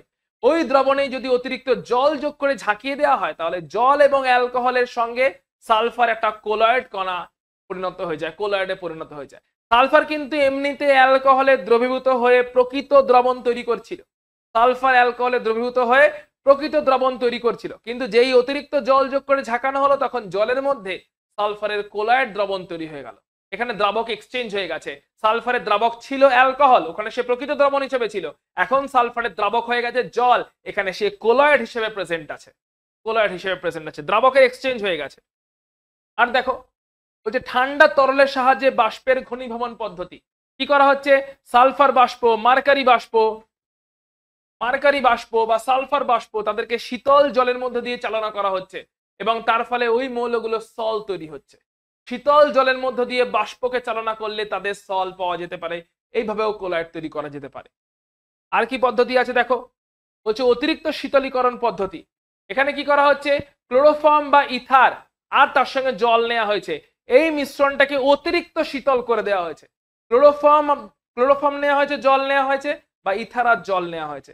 ক্লোরোফর্ম জল বা ইথার জল এর মিশ্রণকে অতিরিক্ত শীতল করলে জল জমাট বেঁধে বরফ হয়ে যাচ্ছে এবং তার ফলে তৈরি হচ্ছে কোলয়েড। নেক্সট দেখো, রাসায়নিক পদ্ধতি, বিজারণ, জারণ, আর্দ্র বিশ্লেষণ, বিভিন্ন রকম রাসায়নিক পদ্ধতিতেও কোলয়েড তৈরি হতে পারে।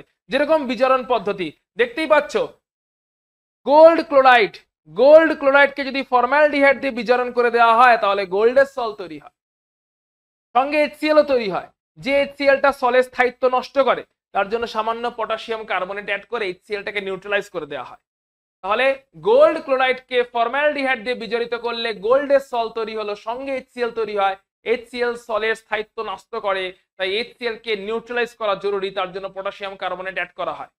ভালো করে ফলো করে নাও, ভালো করে ফলো করো। গোল্ড ক্লোরাইড তাকে বিজারিত করেছি ফর্মালডিহাইড দিয়ে, গোল্ডের সল তৈরি হয়েছে, সঙ্গে HCl তৈরি হয়েছে। ওই HCl দ্রবণের স্থায়িত্ব নষ্ট করছে বলে পটাশিয়াম কার্বনেট অ্যাড করা হয়েছে, যেটা HCl কে প্রশমিত করছে। তারপর কি, এছাড়া গোল্ড ক্লোরাইডকে স্টেনাস ক্লোরাইড দিয়েও বিজারিত করা যায়, তাহলেও গোল্ডের সল্ট তৈরি হয়।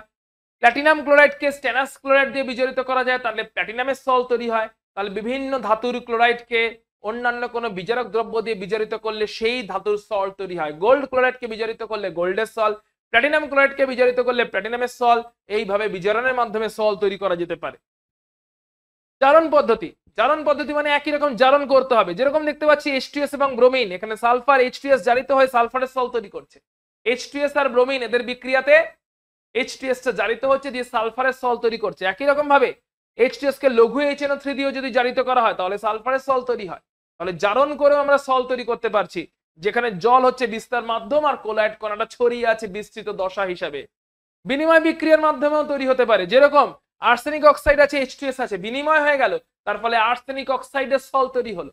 আর্সেনিক সালফাইড ছিল, সরি আর্সেনিক অক্সাইড ছিল, সঙ্গে হাইড্রোজেন সালফাইড ছিল, যেই বিনিময় হয়ে গেল আর্সেনিক সালফাইডের সল তৈরি হলো, সঙ্গে ওয়াটার তৈরি হলো। তাহলে অক্সাইড এবং সালফাইড এদের মধ্যে কি হচ্ছে, বিনিময় হয়ে যাচ্ছে। আর্সেনিক অক্সাইড হাইড্রোজেন সালফাইডের সঙ্গে বিক্রিয়া করে আর্সেনিক সালফাইডের সল তৈরি করছে, বিনিময় প্রথা হয়েছে। AgNO3 KI এর সঙ্গে বিক্রিয়া করে AgI এর সল তৈরি করছে। তাহলে বিভিন্ন পদার্থগুলো একে অপরের সঙ্গে বিভিন্ন রকম ভাবে, কখনো জারণ, কখনো বিজারণ, কখনো বিনিময়, বিভিন্ন রকম ভাবে বিক্রিয়া করে সল তৈরি করছে, যেখানে বিস্তার মাধ্যম হচ্ছে জল আর বিস্তৃত দশা হিসাবে এই সমস্ত কোলয়েড কণাগুলো উপস্থিত আছে। ঝিল্লি বিশ্লেষণ, কোলয়েডকে পৃথক, যদি কোলয়েডকে বিশুদ্ধীকরণ করতে হয়, কোলয়েডের মধ্যে প্রচুর ক্রিস্টাল পদার্থ প্রেজেন্ট থাকে। তাহলে অশুদ্ধিটা কি প্রথমে জানতে হবে। অশুদ্ধি হচ্ছে কোলয়েডের মধ্যে প্রচুর ক্রিস্টালয়েড পদার্থ প্রেজেন্ট থাকে।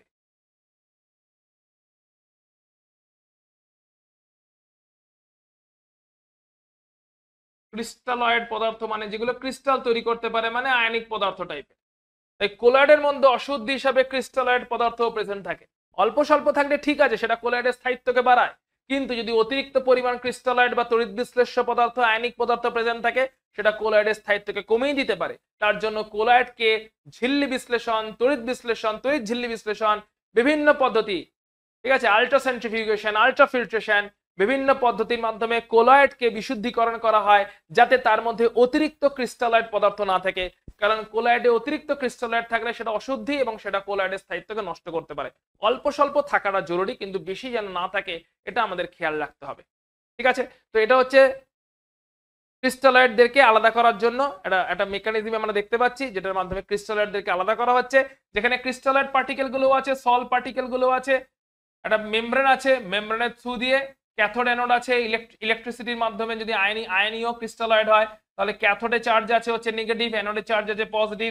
তাহলে অ্যানোডের দিকে ক্রিস্টালয়েডের অ্যানায়ন গুলো চলে আসছে, ক্যাথোডের দিকে ক্রিস্টালয়েডের ক্যাটায়ন গুলো চলে যাচ্ছে। তাহলে ক্রিস্টালয়েডের ক্যাটায়ন, ক্রিস্টালয়েডের অ্যানায়ন চলে গেল কোনো না কোনো ইলেকট্রোডের দিকে। তাহলে ক্রিস্টালয়েড গুলো আলাদা হয়ে গেল, আর সল পার্টিকেল গুলো, কোলয়েড পার্টিকেল গুলো এর মধ্যে বিকারের মধ্যেই রয়ে গেল। বাইরে একটা মেমব্রেন দেওয়া ছিল, মেমব্রেনের মধ্যে দিয়ে কোলয়েড পার্টিকেল গুলো তো মুভমেন্ট হলো না, খালি আয়ন্স পার্টিকেল গুলো মুভ হয়ে গেল। কোন দিকে কে মুভ হলো? যেদিকে অ্যানোড আছে ওদিকে অ্যানায়ন গুলো মুভ হয়ে চলে এলো, যেগুলো ক্যাথোড আছে ওদিকে ক্যাটায়ন গুলো মুভ হয়ে চলে গেল। তড়িৎ ঝিল্লি বিশ্লেষণ হয়ে গেল। তড়িৎ ঝিল্লি বিশ্লেষণে আমরা অলরেডি বললাম যে আয়নীয় প্রকৃতির অশুদ্ধি যদি হয় তাহলে তড়িৎ ঝিল্লি বিশ্লেষণ করতে হয়। তবে যেটা আগেও বললাম, ক্রিস্টালয়েডকে পুরোপুরিভাবে দূর করা হয় না। ক্রিস্টালয়েড অল্প স্বল্প থাকলে কোলয়েডের স্থায়িত্ব বাড়ে, কিন্তু ক্রিস্টালয়েড বেশি থাকলে তাকে দূর করা হয়। দূর করার জন্য ঝিল্লি বিশ্লেষণ, তড়িৎ ঝিল্লি বিশ্লেষণ, আয়নীয় প্রকৃতির জগতে এরকম করা হয়ে থাকে। ব্যাপারটা খুবই সোজা। একটা বিকার আছে, তার মধ্যে কোলয়েডটা আছে, তার মধ্যে ইম্পিউরিটি আছে যেখানে আয়ন্স গুলো প্রেজেন্ট আছে। তো বিকারের মানে কন্টেনারের চারপাশে একটা পর্দা দিয়ে দেওয়া হয়েছে, একটা মেমব্রেন তৈরি করা হয়েছে, মেমব্রেন পার্চমেন্ট পেপার দিয়ে মেমব্রেন তৈরি করা হয়েছে, দুই দিকে তড়িৎ ঝিল্লি বিশ্লেষণ করা হয়েছে, তো ক্যাথোড অ্যানোড তৈরি করা হয়েছে।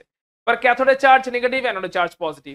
অ্যানোডের দিকে সমস্ত ক্রিস্টালয়েডের অ্যানায়ন গুলো চলে যাচ্ছে, যেটা কোলয়েড থেকে বেরিয়ে পর্দার মধ্যে দিয়ে চলে যাচ্ছে অ্যানোডের দিকে। ক্যাথোডের দিকে সমস্ত ক্যাটায়ন গুলো চলে যাচ্ছে, তাহলে ক্যাথোডে চলে গেল ক্যাটায়ন, অ্যানোডে চলে গেল অ্যানায়ন। তার ফলে কি আয়নীয় আয়নগুলো, যে ক্রিস্টালয়েড যে আয়নগুলো, ক্রিস্টালয়েড আয়নগুলো চলে গেল ক্যাথোড অ্যানোডের দিকে, সলটা মাঝখানে পড়ে রয়ে গেল, কোলয়েড কণাটা মাঝখানে রয়ে গেল, ওটা বিশুদ্ধ হয়ে গেল। তবে এরকম করে খুব বেশি সময় ঝিল্লি বিশ্লেষণ করা হয় না, কারণ খুব বেশি সময় ধরে ঝিল্লি বিশ্লেষণ করলে কি হবে, সমস্ত ক্যাটায়ন ক্যাথোডের দিকে চলে যাবে, সমস্ত অ্যানায়ন অ্যানোডের দিকে চলে যাবে।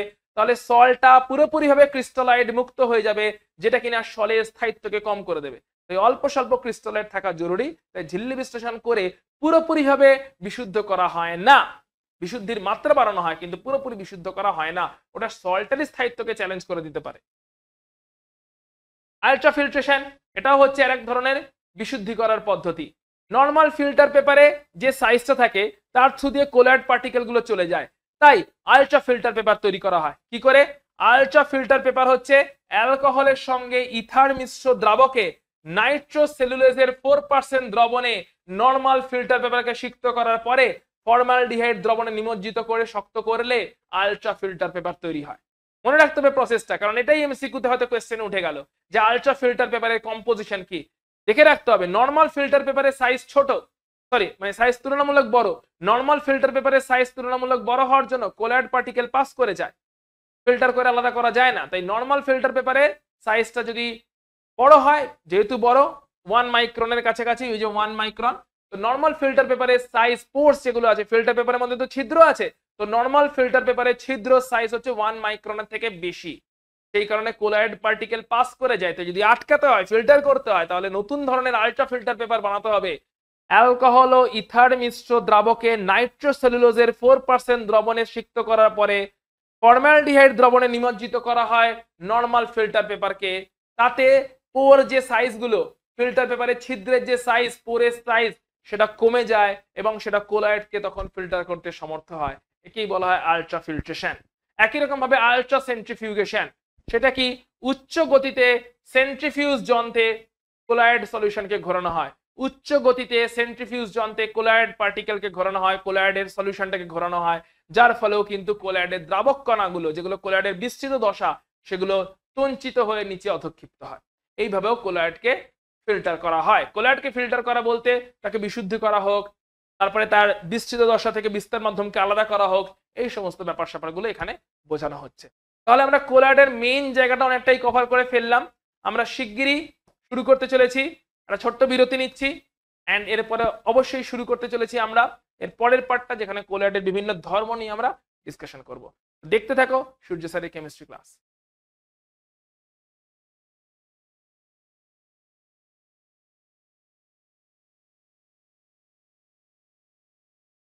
Hello students, welcome to chemistry class by Surya sir. তোমাদের প্রথমেই বলে রাখি একটা কথা, যে বেশ কিছু টেকনিক্যাল প্রবলেম চলছিল এই যে অ্যাপটা আছে সেখানে, যে কারণে আমি লাস্ট উইকে ক্লাস নিতে পারিনি। সেই জন্য তোমাদের ক্লাস রেকর্ড করে দিয়ে দিয়েছিলাম। তো আজকেও এখনো দেখছি অ্যাপটা শুরু করতে গিয়ে কিছু প্রবলেম চলছে। অ্যাকচুয়ালি টেকনিক্যাল প্রবলেমের জন্য ক্যামেরাটা ক্যাচ করছে না। এবার সেটা অন্যান্য সব জায়গাতে ওকে আছে, বাট অ্যাপের কোনো একটা ইন্টারনাল ইস্যু চলছে, যে কারণে আমি লাইভে আসতে পারছি না, যে লাইভ ক্লাসটা তোমাদের সাথে করব। তো আমি রেকর্ড করছি একটা, অতটাও মানে যে চ্যাপ্টারটা রেকর্ড করছি এটা তো আগেই অনেকে করে ফেলেছো, এর অলরেডি দুটো ভিডিও রেকর্ডেড পোর্শনে আছে। তো এই থার্ড ভিডিও, যেটা কিনা আজকে লাস্ট ভিডিও হতে চলেছে এই চ্যাপ্টারটার উপরে কোলয়েডি অবস্থা, তো সেটা লাস্ট ভিডিওটা তোমাদের জন্য রেকর্ড করে দিচ্ছি। এরপরে কালকেও ক্লাস আছে, আজকে ফ্রাইডে আমি যখন রেকর্ডটা করছি, কালকে স্যাটারডেতে তো ক্লাস আছে। যদি অ্যাপ ঠিকঠাক পারফর্ম করে, কারণ অ্যাপে কিছু টেকনিক্যাল গ্লিচ হচ্ছে মাঝে মধ্যেই, যেটার কারণে আমি অ্যাপে লাইভ হতে পারছি না। আমি রেকর্ড তো করতে পারছি অ্যাপের মধ্যে, কিন্তু লাইভ হতে পারছি না, ক্যামেরার পোর্শনটাতে কোনো প্রবলেম চলছে। আর সেটা কি প্রবলেম আমি বুঝতে পারছি না। আমি অলরেডি কথা বলেছি অ্যাডমিনের সঙ্গে, বা সোমস ক্লাসরুমে যে ম্যানেজমেন্ট আছে, টিম আছে, আরিয়ান সবার সঙ্গে। তো এখনো সেটা সর্ট আউট করে উঠতে পারিনি যে এক্স্যাক্টলি অ্যাপে কোথায় প্রবলেম হচ্ছে। যদি প্রবলেম পারসিস্ট করে, তাহলে আমি এখন রেকর্ডেড ভিডিও দেওয়া কন্টিনিউ রাখবো, তোমরা একটু ক্লাসটাকে ফলো করো। আর যদি দেখি না প্রবলেমটা সলভ হয়ে গেছে, যে লাইভে আসতে পারছি, তাহলে অবশ্যই আমি অ্যাপে as soon as possible live আসার চেষ্টা করছি। এখানে প্রথমে বলে দিই যে আমাদের কোলয়েডি অবস্থা, এটা তো দুটো ভিডিও অলরেডি রেকর্ড করে দিয়েছি, আজকে থার্ড ভিডিওটা, যেটা কিনা লাস্ট ভিডিও হতে চলেছে। এছাড়া পি ব্লকের অলরেডি একটা ভিডিও আছে তোমাদের জন্য, দেখবে যেটা রেকর্ডের আছে, পি ব্লকের ভিডিওটাও রেকর্ডের আছে। পি ব্লকেরই আরো ভিডিওসগুলো রেকর্ডের মাধ্যমে আনবো। আর লাইভ ক্লাসে আমি বায়োমলিকুলটা স্টার্ট করে দেবো, কারণ পি ব্লকটার প্রথম ক্লাসটা করলেই পরে এগুলো বুঝতে পারবে। আর পি ব্লকের চ্যাপ্টারটাতে অতটাও কনসেপচুয়াল ব্যাপার নেই, একটু মেমোরি বেসড ব্যাপার স্যাপার, ঠিক আছে। সেই জন্য যেটা একটু মেমোরি বেসড ব্যাপার স্যাপার চ্যাপ্টার, সেটাকে আমি রেকর্ডের মাধ্যমে দেবো, যেটা কনসেপচুয়াল, যেটা কিনা বায়োমলিকুল। তো বায়োমলিকুল কনসেপচুয়াল নতুন চ্যাপ্টার, ওটাকে আমি লাইভ ক্লাসে নিয়ে আসবো, কারণ ওটা অর্গানিক বেসড। আর অর্গানিক বেসড জিনিসপত্র লাইভ ক্লাসে করতে পারলেই ভালো, ওটা রেকর্ডের আমি চাইছি না তোমাদেরকে করাই। তো পি ব্লকটা, যেটা কিনা একটু মেমোরি বেসড, একটু লেস কনসেপচুয়াল, মানে কনসেপ্ট তো আছেই অবশ্যই কনসেপচুয়াল, কিন্তু তোমাদের পড়াশোনার পয়েন্ট অফ ভিউ থেকে একটু মুখস্থ করার ব্যাপার থাকছে, কিছু রিয়াকশনস, কিছু প্রিপারেশনস, সেগুলোর ব্যাপার থাকছে। তো সেই জন্য পি ব্লকটা আমি রেকর্ডেড দেবো, যেটা কিনা দেখলে এমনি বুঝতে পেরে যাবে, কোনো অসুবিধা হওয়ার কথা নয়, কারণ ফ্ল্যাট চ্যাপ্টার, ঠিক আছে, একদম ফ্ল্যাট চ্যাপ্টার, কোনো আপ ডাউন নেই। কনসেপ্ট যেটুকু আছে সেই কনসেপ্টগুলো একদম ফ্ল্যাট প্যারালাল কনসেপ্ট, অর্থাৎ খুব একটা বেশি টুইস্ট নেই কনসেপ্টগুলোতে, কনসেপ্টগুলো ইজি কনসেপ্ট, টুইস্ট নেই অ্যাজ সাচ। সেই জন্য পি ব্লকটা রেকর্ডের মাধ্যমে দেবো। আর বায়োমলিকুল, ওটা কিন্তু একটু অর্গানিক বেসড চ্যাপ্টার, এবং ওখানে অর্গানিকের অনেক রিয়াকশনসের ব্যাপার আছে। অর্গানিকের রিয়াকশনস মানে সেখানে মেকানিজমের ব্যাপার আছে। তো সেই জন্য আপকামিং সমস্ত লাইভ ক্লাসগুলো বায়োমলিকুলের উপরে থাকবে। তাই আপকামিং ক্লাস যা কিছু লাইভ ক্লাস আসবে, যদি টেকনিক্যাল গ্লিচটা মিটে যায়, তাহলে লাইভ ক্লাস যা কিছু থাকবে সেখানে বায়োমলিকুল থাকবে। যদি technical glitch by chance persist করে, তাহলে আমি চেষ্টা করবো বায়োমলিকুল, পি ব্লক দুটোকেই রেকর্ড করে দেওয়ার চেষ্টা করতে। আর না হলে আদারওয়াইজ আমার ইন্টেনশন যেটা আছে সেটা হচ্ছে বায়োমলিকুলটাকে লাইভ ক্লাসে নিয়ে আসবো, যাতে ইন্টারাকশন করতে পারি তোমাদের সাথে, আর পি ব্লকটা রেকর্ডেডে যাবে। আর এছাড়া পলিমার চ্যাপ্টারটা ছোট চ্যাপ্টার, ওটা আমরা 15 আগস্টের আগে পরে ওটা একটা রেকর্ডের একটা ওয়ান শট দিয়ে দেবো। চাইলে তোমরা পলিমার এখন থেকে নিজে থেকেই পড়তে পারো, বাট আমি উইদিন বিফোর অ্যান্ড মানে 15 আগস্টের আশেপাশে আমি পলিমারের উপরে একটা ওয়ান শট দিয়ে দেওয়ার চেষ্টা করবো, ঠিক আছে। তাহলে আমরা পুরোপুরি চ্যাপ্টারটা গুছিয়ে নেওয়ার চেষ্টা করলাম। আমরা লাইভ ক্লাসগুলোতে বায়োমলিকুল লাগবে, দুটো ক্লাসে বায়োমলিকুল শেষ হয়ে যাবে, আর পি ব্লকটা রেকর্ডেড দিতে থাকবো, ঠিক আছে। পি ব্লকের 2, 3, 4 যাই ক্লাস লাগবে রেকর্ডেড দিতে থাকবো। আর লাইভ ক্লাসে আমরা কি করবো, তারপরে এমসিকিউ সলভ করা শুরু করে দেবো। পি ব্লকটা একদিকে রেকর্ড চলতে থাকবে, অন্যদিকে লাইভ ক্লাসে আমরা বেশ কিছু এমসিকিউ সলভ করা শুরু করে দেবো, ঠিক আছে। তো আজকে ক্লাসটা তাহলে শুরু করছি পদার্থের কোলয়েডি অবস্থা, যেটা কিনা পার্ট 3, কারণ দুটো পার্ট অলরেডি আপলোড করে দিয়েছি। আজকে ক্লাসটাতে কোলয়েডটা পুরোপুরি শেষ হয়ে যাবে। কোলয়েডের জন্য ভিডিওটা দেখে গেলেই যথেষ্ট, কোলয়েডের জন্য আলাদা করে খুব একটা এফোর্ট দিতে হবে না, কারণ বইটা আমি বলবো কোলয়েড, আমি তো ইউজুয়ালি তোমাদের বই পড়তেই বলি সবসময়, যদি টাইম হয় অবশ্যই বইটা পুরো কোলয়েডের ক্ষেত্রে, কিন্তু যদি বাই চান্স টাইম হচ্ছে না তাহলে ভিডিওটা থরলি দেখে যাও, কারণ কোলয়েডের যে নোটসটা, ভিডিও এবং বোর্ড ওয়ার্কটা, ঠিক আছে, ভিডিও আর বোর্ড ওয়ার্কটা দেখে যাও, কারণ কোলয়েডের যে বোর্ড ওয়ার্কটা বানিয়ে দিয়েছি এটাও সেইভাবে বানিয়ে দিয়েছি যাতে পুরো বইটা তোমাকে পড়তে না হয়, ঠিক আছে। কোলয়েডের বোর্ড ওয়ার্কে সেই মেন টপিকগুলোই আমি তুলে দিয়েছি যাতে পুরো বইটা না পড়লেও তোমার যাতে কাজ মিটে যায়, কারণ এক্সাম সামনে চলে এসেছে। এখন পুরো বই পড়াটা, ঠিক আছে, পড়তে পারলে অবশ্যই ভালো, বাট পুরো বই পড়াটা একটু টাইম প্রেশারের ব্যাপার হয়ে যাচ্ছে, পুরো চ্যাপ্টারটাকে পড়া একটু টাইম প্রেশার হতে পারে। সেই জন্য আমি বোর্ড ওয়ার্কটাই সেইভাবে ডিজাইন করে দিয়েছি। ক্লাসটা ফলো করে নিও, একবার ক্লাসটা মন দিয়ে শুনে নিও, তারপরে বোর্ড ওয়ার্কটা একটু ফলো করে নিও, that will be enough for colloid, ঠিক আছে। তো আগের দুটো ভিডিও ছিল, এটা 3 নম্বর ভিডিও, আজকে শুরু করতে চলেছি পদার্থের কোলয়েড অবস্থা, যেখানে ফার্স্ট টপিকটা আমরা দেখতে চলেছি। কি বলেছে দেখো, মন দিয়ে ফলো করার চেষ্টা করো। প্রথমটা বলছে কোলয়েডের বর্ণ। তো কোলয়েডের বর্ণ ডিপেন্ড করছে কিসের উপরে, যে কোলয়েড কণাগুলোর সাইজ এবং সেই কোলয়েড কণাগুলো দ্বারা বিক্ষেপিত আলোর তরঙ্গ দৈর্ঘ্য কত। কোলয়েড কণার সাইজ যদি ধরো ছোট হতে পারে, বড় হতে পারে, এই কোলয়েড কণাগুলোর উপরে যখন লাইট এসে পড়ছে, ওই লাইট বিক্ষেপিত হচ্ছে, ডিসপারশন হচ্ছে, বিক্ষেপণ হচ্ছে, এবং সেই বিক্ষেপিত লাইটের তরঙ্গ দৈর্ঘ্য কেমন তার উপরে ডিপেন্ড করছে কোলয়েডটার বর্ণ কেমন হবে। যেমন আমরা দেখতে পাচ্ছি, তাহলে কিসের উপর ডিপেন্ড করছে দেখো, কোলয়েড কণা দ্বারা, আন্ডারলাইন করে দিচ্ছি, কোলয়েড কণা দ্বারা বিক্ষেপিত দৃশ্যমান আলোর তরঙ্গ দৈর্ঘ্যের উপরে বর্ণনা নির্ভর করছে। তার মানে কোলয়েড কণার সাইজ ছোট হতে পারে, বড় হতে পারে, বিক্ষেপিত আলোর তরঙ্গ দৈর্ঘ্য আবার নির্ভর করছে কোলয়েড কণার আকারের উপরে। অর্থাৎ কোলয়েড কণা কিন্তু আকার বড় হতে পারে, আকার ছোট হতে পারে। এই কোলয়েড কণার আকার বড় হোক বা ছোট হোক, অ্যাকর্ডিংলি সে লাইটের বিক্ষেপণ করবে, আর লাইটের বিক্ষেপণের পরে যে বিক্ষেপিত আলোটা হলো তার তরঙ্গ দৈর্ঘ্য কেমন তার উপরে বর্ণ নির্ভর করবে। যেমন মনে রাখতে হবে, এই পার্টটা খুব ইম্পর্টেন্ট। দেখো বলছে গোল্ড সলের বর্ণ হচ্ছে লাল, কিন্তু কণাগুলির আকার যদি বৃদ্ধি পেতে থাকে তাহলে বর্ণটা লাল থেকে নীলে হয়ে যায়। আচ্ছা, বর্ণ ছিল লাল, সেখান থেকে নীল, মানে আমরা কি বলতে পারি, তরঙ্গ দৈর্ঘ্য লাল মানে বেশি ছিল, তরঙ্গ দৈর্ঘ্য নীল মানে কমে গেল।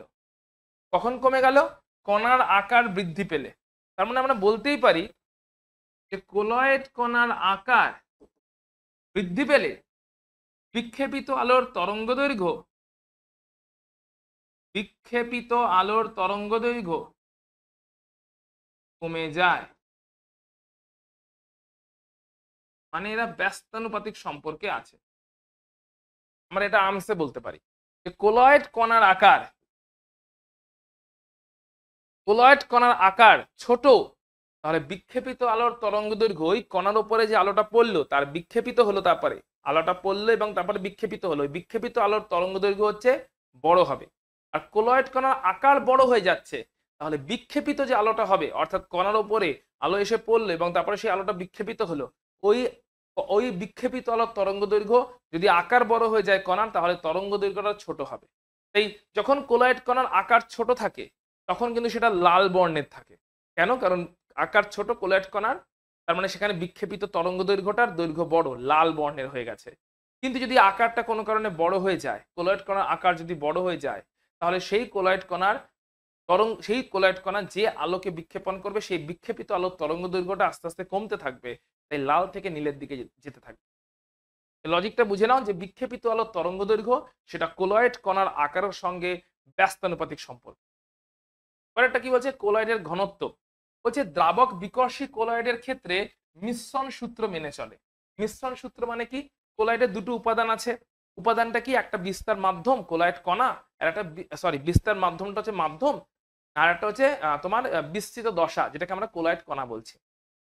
তাহলে এখন কি বলছে, মিশ্রণ সূত্রটা কি, বলছে দ্রাবক বিকর্ষীদের ক্ষেত্রে, ঠিক আছে, এটা দ্রাবক বিকর্ষীদের ক্ষেত্রে বলছে যে কোলয়েড কণা আছে আর কোলয়েড কণার একটা বিস্তার মাধ্যমের মধ্যে আছে। এখন কোলয়েড কণার নিজস্ব যা যা ধর্ম, আবার বিস্তার মাধ্যমটা যা যা ধর্ম, এই দুটো সমষ্টি হবে সামগ্রিক কোলয়েডটার ধর্ম। এটাই হচ্ছে মিশ্রণ সূত্র, যেটা দ্রাবক বিকর্ষীরা মেনটেন করছে। কোলয়েড কণাগুলোর ধর্ম এবং বিস্তার মাধ্যমের ধর্ম, তাদের সমষ্টি হচ্ছে সামগ্রিক কোলয়েডটার ধর্ম। যেরকম বলছে গোল্ড সল বা সালফার সল, এরা দ্রাবক বিকর্ষী কোলয়েড, ঠিক আছে। তো এদের ঘনত্ব সান্দ্রতা জলের সান্দ্রতার অনুরূপ। কেন অনুরূপ নয়, কেন অনুরূপ, তার কারণটাই হচ্ছে গোল্ড সল, সালফার সল এরা দ্রাবক বিকর্ষী, তো দ্রাবক বিকর্ষিতের ক্ষেত্রে ধর্মটা মেনটেন থাকছে। দ্রাবক বিকর্ষিতের ক্ষেত্রে ধর্মটা কোলয়েড কণার নিজস্ব ধর্মও মেনটেন থাকছে, বিস্তার মাধ্যমে নিজস্ব ধর্ম মেনটেন থাকছে, এন্ড দুজনের ধর্মের সমষ্টি হচ্ছে সামগ্রিক কোলয়েডটার ধর্ম, যেখানে নিজ নিজ নিজ ধর্মটা মেনটেন থাকছে। ঠিক আছে, নিজ নিজ ধর্ম যেটা হচ্ছে তোমার কোলয়েড কণার ধর্ম বা তোমার বিস্তার মাধ্যমের ধর্ম, সেই নিজ নিজ ধর্ম মেনটেন থাকছে। ধর্ম মেনটেন থাকছে বলেই সল্টার যা কিছু ধর্ম সেটা দেখা যাচ্ছে যে বিস্তার মাধ্যমের ধর্মের অনুরূপ হচ্ছে, অথবা সেটা কোলয়েড কণার ধর্মের অনুরূপ হচ্ছে। অর্থাৎ স্থলের ধর্মটা সামগ্রিকভাবে বিস্তার মাধ্যমের সঙ্গেও সমান সমান একই রকম, আবার কোলয়েড কণাগুলোর সঙ্গেও সমান সমান একই রকম, কারণ দুজনের সমষ্টি হলে তবেই সামগ্রিক ধর্মটা এসছে। কিন্তু যদি এটা দ্রাবক আকর্ষী হতো, দ্রাবক আকর্ষী মানে একটা অতিরিক্ত ব্যাপার আছে, অতিরিক্ত আকর্ষণ আছে, তাহলে অবশ্যই কোলয়েড কণার নিজস্ব ধর্ম এবং বিস্তার মাধ্যমে নিজস্ব ধর্ম যখনই তারা অতিরিক্ত পরিমাণে আকর্ষিত হচ্ছে, যে দ্রাবক আকর্ষী কোলয়েড তৈরি করছে, তখনই সেই ধর্ম সমষ্টির থেকে কমে যাচ্ছে। ক্লিয়ার ব্যাপার? তার মানে এখানে মিশ্রণ সূত্র মেনে চলছে না, এরা মিশ্রণ সূত্র মেনে চলছে না। মানে ধরো বলছে একটা জিলেটিনকে জলে ডিজলভ করা হয়েছে, তাহলে জিলেটিনের কে জলে যখন ডিজলভ করা হয়েছে, তাহলে জিলেটিনের আয়তন এবং জলের আয়তন যোগ করলেই তো মোট কোলয়েডের আয়তন পাওয়া যাওয়ার কথা, কিন্তু বলছে আয়তন হ্রাস পাচ্ছে। হ্রাস তো পাবেই, কারণ অতিরিক্ত আকর্ষণ আছে। যে এখানে মিশ্রণ সূত্র মেনে চলছে না। আমরা বলতে পারবো না যে জিলেটিনের যে আয়তন, জিলেটিন কোলয়েড কণাগুলোর যে আয়তন আর বিস্তার মাধ্যম জলের যে আয়তন, এদের আয়তনের সমষ্টি হবে কোলয়েডের সম্পূর্ণ কোলয়েডটা সামগ্রিক আয়তন। বলতে পারবো না। এটা বলতে পারতাম যদি সেটা দ্রাবক বিকর্ষী কোলয়েড হতো। দ্রাবক আকর্ষী কোলয়েডের ক্ষেত্রে জিলেটিনের আয়তন এবং তোমার জিলেটিনের আয়তন এবং যে বিস্তার মাধ্যম জল তার আয়তনের সমষ্টির থেকে মোট আয়তনটা কমে যাচ্ছে, কারণ অতিরিক্ত আকর্ষণের জন্য আন্তঃনবিক আকর্ষণ বল বেশি হওয়ার জন্য দূরত্ব কম থাকছে, তাই আয়তনটা মোট আয়তনটা দুজনের ইন্ডিভিজুয়াল আয়তনের সমষ্টি তার থেকে কমে যাচ্ছে। কমে যাওয়ার কারণটাই হচ্ছে ওখানে আকর্ষণ অতিরিক্ত আছে। আশা করছি এখানে ক্লিয়ার হয়ে গেল যে মিশ্রণ সূত্র কিন্তু এখানে মেনে চললো না। তারপরে কি হচ্ছে কোলয়েডের অধিশোষণ ক্ষমতা। অধিশোষণ হচ্ছে এটা পৃষ্ঠতলীয় ঘটনা। পৃষ্ঠতলীয় ঘটনা মানে কি, প্রত্যেকটা কণার চারপাশে যে পৃষ্ঠতলটা আছে, ওই পৃষ্ঠতলে বিভিন্ন রকমের বস্তু আকর্ষণ করতে পারে। পৃষ্ঠতলটার একটা ক্ষমতা আছে, সারফেস টেনশনের জন্য তৈরি হয়, পৃষ্ঠ টানের জন্য তৈরি হয়, যে যে কোনো কণা তার সারফেসে বিভিন্ন ধরনের অন্য কণাকে অ্যাডজর্ব করে রাখতে পারে। এই অ্যাডজর্পশনকেই বলা হয় অধিশোষণ। ঠিক আছে, শোষণ মানে নিজের ভেতরে নিয়ে নেওয়া, কিন্তু অধিশোষণ মানে সারফেসের উপরে চিপকে রাখা, সারফেসের উপরে যেন স্টিক করে দিয়েছে। অর্থাৎ ভেতরে শোষিত হয়ে যাচ্ছে না, কণার ভেতরে ঢুকে গিয়ে কণার মধ্যে শোষিত হয়ে যাচ্ছে না, সারফেসটাতে জাস্ট স্টিকি হয়ে আছে।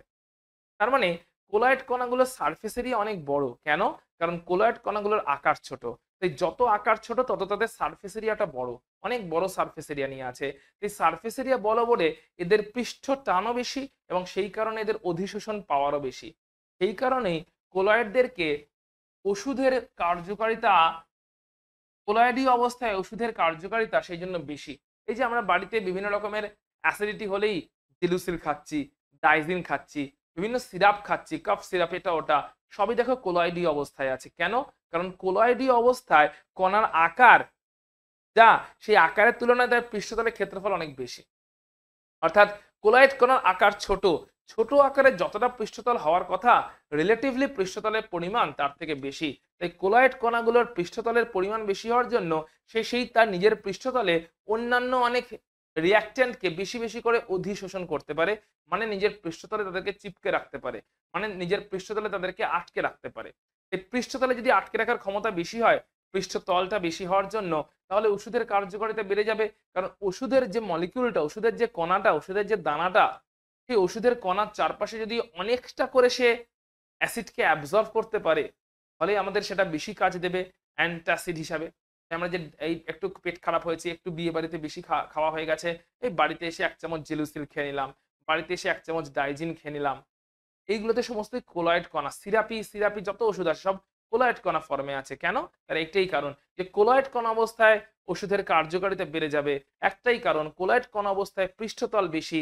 পৃষ্ঠতল বেশি মানে হচ্ছে সেইখানে অন্যান্য রিঅ্যাকট্যান্টদের অধিশোষণ করে, মানে নিজের সারফেসে স্টিকি করে রাখতে পারবে এবং তার ফলে ওর কার্যকারিতা বেশি হবে। যত বেশি অন্যান্য রিঅ্যাকট্যান্টদেরকে নিজের সারফেসে স্টিকি করতে পারবে, তত সেখানে রিঅ্যাকশনের চান্স বেশি হবে।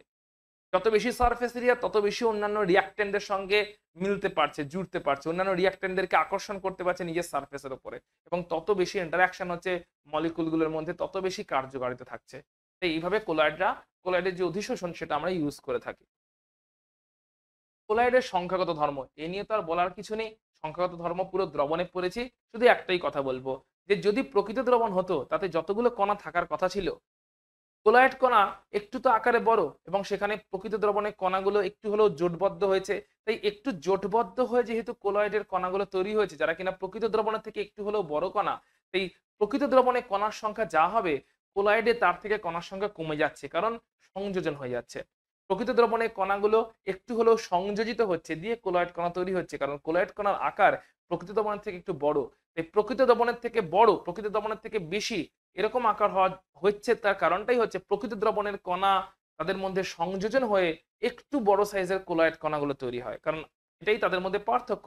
যদি কণার সাইজ ছোটই হতো তাহলে কোলয়েড হতো না, ওটা প্রকৃত দ্রবণই হয়ে যেত। এই প্রকৃত দ্রবণে যা কণার সংখ্যা যেহেতু সংযোজন হচ্ছে এবং তার ফলে একটু বড় আকারের কোলয়েড কণাগুলো তৈরি হচ্ছে, সংযোজন হওয়া মানেই আমরা জানি বিভিন্ন যে সংখ্যাগত ধর্ম সেগুলো অ্যাফেক্টেড হবে। এবং যদি সংযোজন হওয়ার মাধ্যমে কোলয়েড কণা কমে যায়, কণার সংখ্যা কমে যায়, তাহলে কণার সংখ্যা কমে গেলে সংখ্যাগত ধর্মগুলোও কিন্তু একে একে কমে যাবে, যেটা আমরা সংযোজন হলে হবে বলে দ্রবণ চ্যাপ্টারে অলরেডি পড়েছিলাম। এই সংখ্যাগত ধর্মের মান প্রকৃত দ্রবণের থেকে কোলয়েডের মধ্যে কম হবে, কারণ কোলয়েডে সংযোজন হয়ে গেছে কণাগুলোর মধ্যে। টিন্ডাল প্রভাব এটা কি বলছে? বলছে যে কোলয়েড কণাগুলোর আকার এমনই, সেই আকারটা এমনই যে আলোকে যদি পাস করানো হয় কোলয়েড কণার মধ্য দিয়ে, তাহলে সেই আলোর গতিপথ পাশ থেকে দৃশ্যমান হয়। আলোর বিক্ষেপণ করতে পারে কোলয়েড কণাগুলো, তার জন্য এটা হয়ে থাকে। এখন এর একটা উদাহরণ বুঝে নেওয়ার চেষ্টা করি। ধরো একটা অন্ধকার রাত এবং সেখানে তুমি একটা টর্চ লাইট মেরেছো আকাশের দিকে, তাহলে নিশ্চয়ই দেখতে পাও টর্চ লাইটের গতিপথ অনেক দূর অব্দি অন্ধকার রাত্রে কালো আকাশের মধ্যে দিয়ে দেখতে পাওয়া যাচ্ছে। অনেক সময় রাত্রেবেলাতে গাড়ি ড্রাইভ করতে গেলে শুনশান রাস্তা, জ্যোৎস্নাও নেই, একদম শুনশান রাস্তা, ধরো জ্যোৎস্নাটুকুও নেই, কোনো রাস্তায় স্ট্রিট লাইন নেই, অন্ধকার, তুমি গাড়ি চালাচ্ছ, গাড়ির হেডলাইট যেটা আছে খেয়াল করে দেখো ওই হেডলাইটের গতিপথটাও দৃশ্যমান হয়ে যায়। এমনি অবস্থায় কিন্তু সেটা দেখতে পাওয়া যায় না, কিন্তু চারপাশ পুরোপুরি অন্ধকার, এই অবস্থায় হেডলাইটের গতিপথ, তোমার টর্চের আলোর গতিপথ, এইগুলো কিন্তু দেখতে পাওয়া যায়, পাশ থেকে দৃশ্যমান হয়। এটাকেই বলা হচ্ছে টিন্ডাল প্রভাব। অর্থাৎ কোলয়েড কণাগুলোর আকার এমনই, তারা আলোক রশ্মিকে বিক্ষেপণ করতে পারে এবং বিক্ষেপণের কারণে আলোক রশ্মির গতিপথটা পাশ থেকে দৃশ্যমান হয়। এই ঘটনাকে বলা হয় টিন্ডাল প্রভাব। এই ঘটনার মাধ্যমে কোলয়েড এবং প্রকৃত দ্রবণ এদেরকে পার্থক্য করা যেতে পারে। কেন?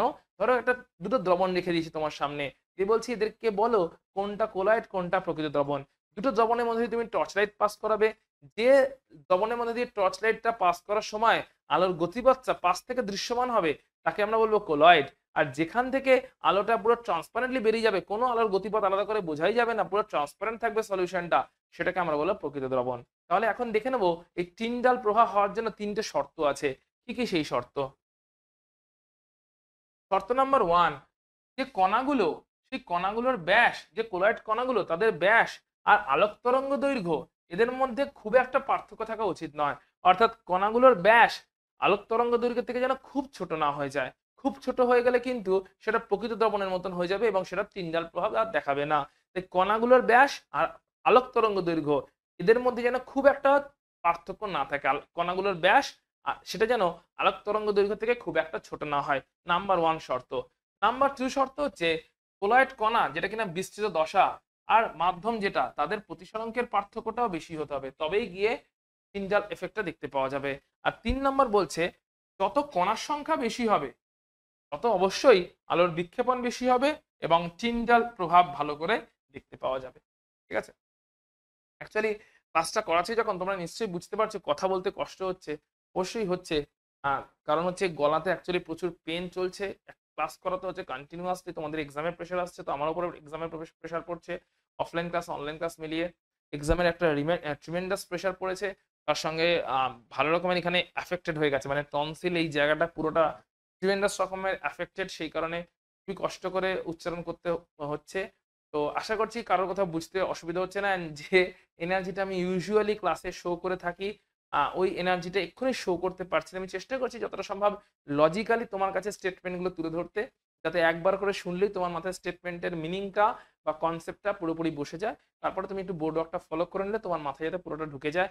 কিন্তু এক্স্যাক্টলি ওই জোশ বা এনার্জিটা শো করার চেষ্টা করছি, বাট পারছি না, কারণ গলাতে ট্রিমেন্ডাস পেন চলছে। এইদিকে ডান দিকের জোনটা খুবই ব্যথা আছে, ঠিক আছে? ওই জন্য একটু স্লোলিও বলছি, অতটা জোরও রাখতে পারছি না কথাতে।